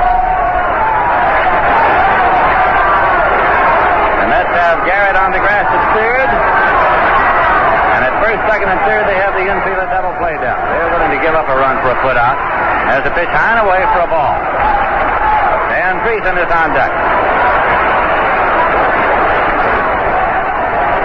Matlack throwing earnestly in the bullpen. There's a swing and a foul ball. It's backing out of play. It's 1-1.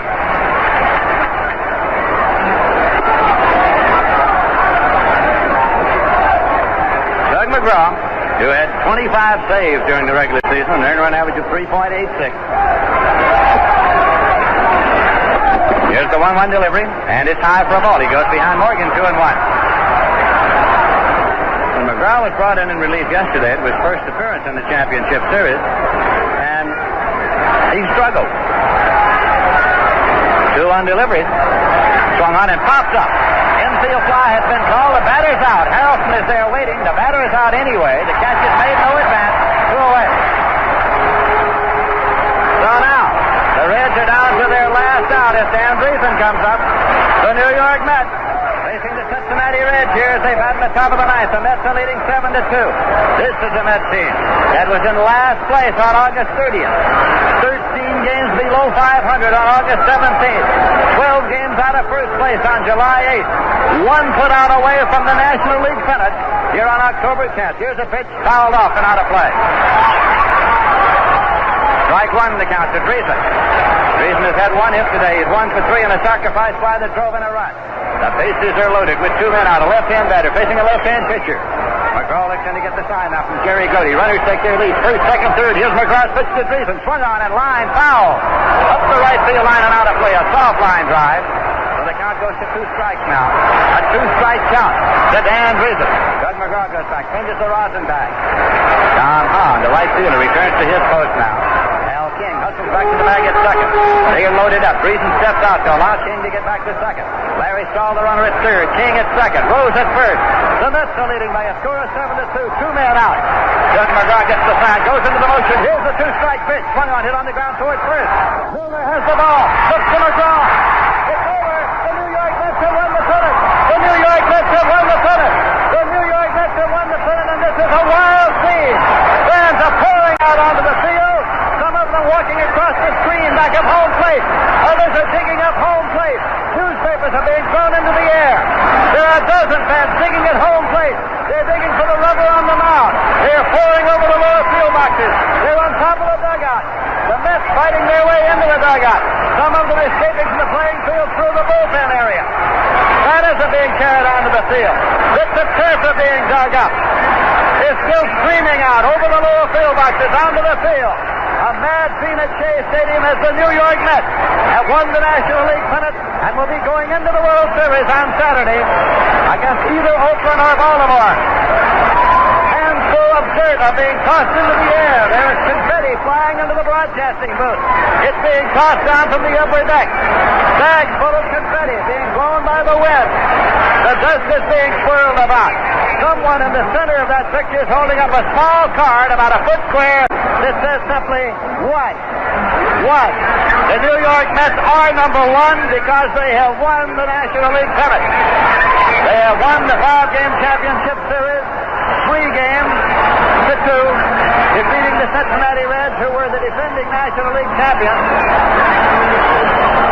Fans are trying to get in front of the television cameras that are being swung away so as not to encourage them. They are still digging at the home plate area. And now the public address announcers are appealing to the fans to leave the field. They are out there by the thousands on the turf of Shea Stadium. So that is the scene as the New York Mets have defeated the Cincinnati Reds. In case you missed it, the final play was a ground ball to first. Milner took it and tossed to McGraw covering. A 3-1 put out to end the ball game as Dan Driessen was the batter. And McGraw came in to retire 2 batters and get the save as Seaver got the win and Billingham took the loss. One group of fans in center field hauled down the American flag right down to the bottom of the flagstaff, and others took over and they have just rehoisted it. They're running it up far up the flagstaff as soon as they can get it. The chant has begun now, we're number one. The fans were appealed to try to keep the field in shape for the World Series to be played here. The dates would be, if everything goes according to schedule, Tuesday night, Wednesday night, and Thursday night here at Shea Stadium, the World Series for the first time since 1969, as the New York Mets today went out in front early when they got 2 runs in the first inning. But Cincinnati battled back. They got 1 in the 3rd, and they got 1 in the 5th to make it a 2-2 tie. Then the Mets rallied and got 4 runs in the 5th inning. They added another in the 6th, and the New York Mets had 7 runs on 13 hits. The Reds had 2 runs on 7 hits. And so the Mets won it by a final score of 7-2 to win the National League pennant. The celebration goes on the turf of Shea Stadium. Fans milling around now, some of them filing out of the gate in center field, others going out through the bullpens on either side. A wild scene reminiscent of 1969.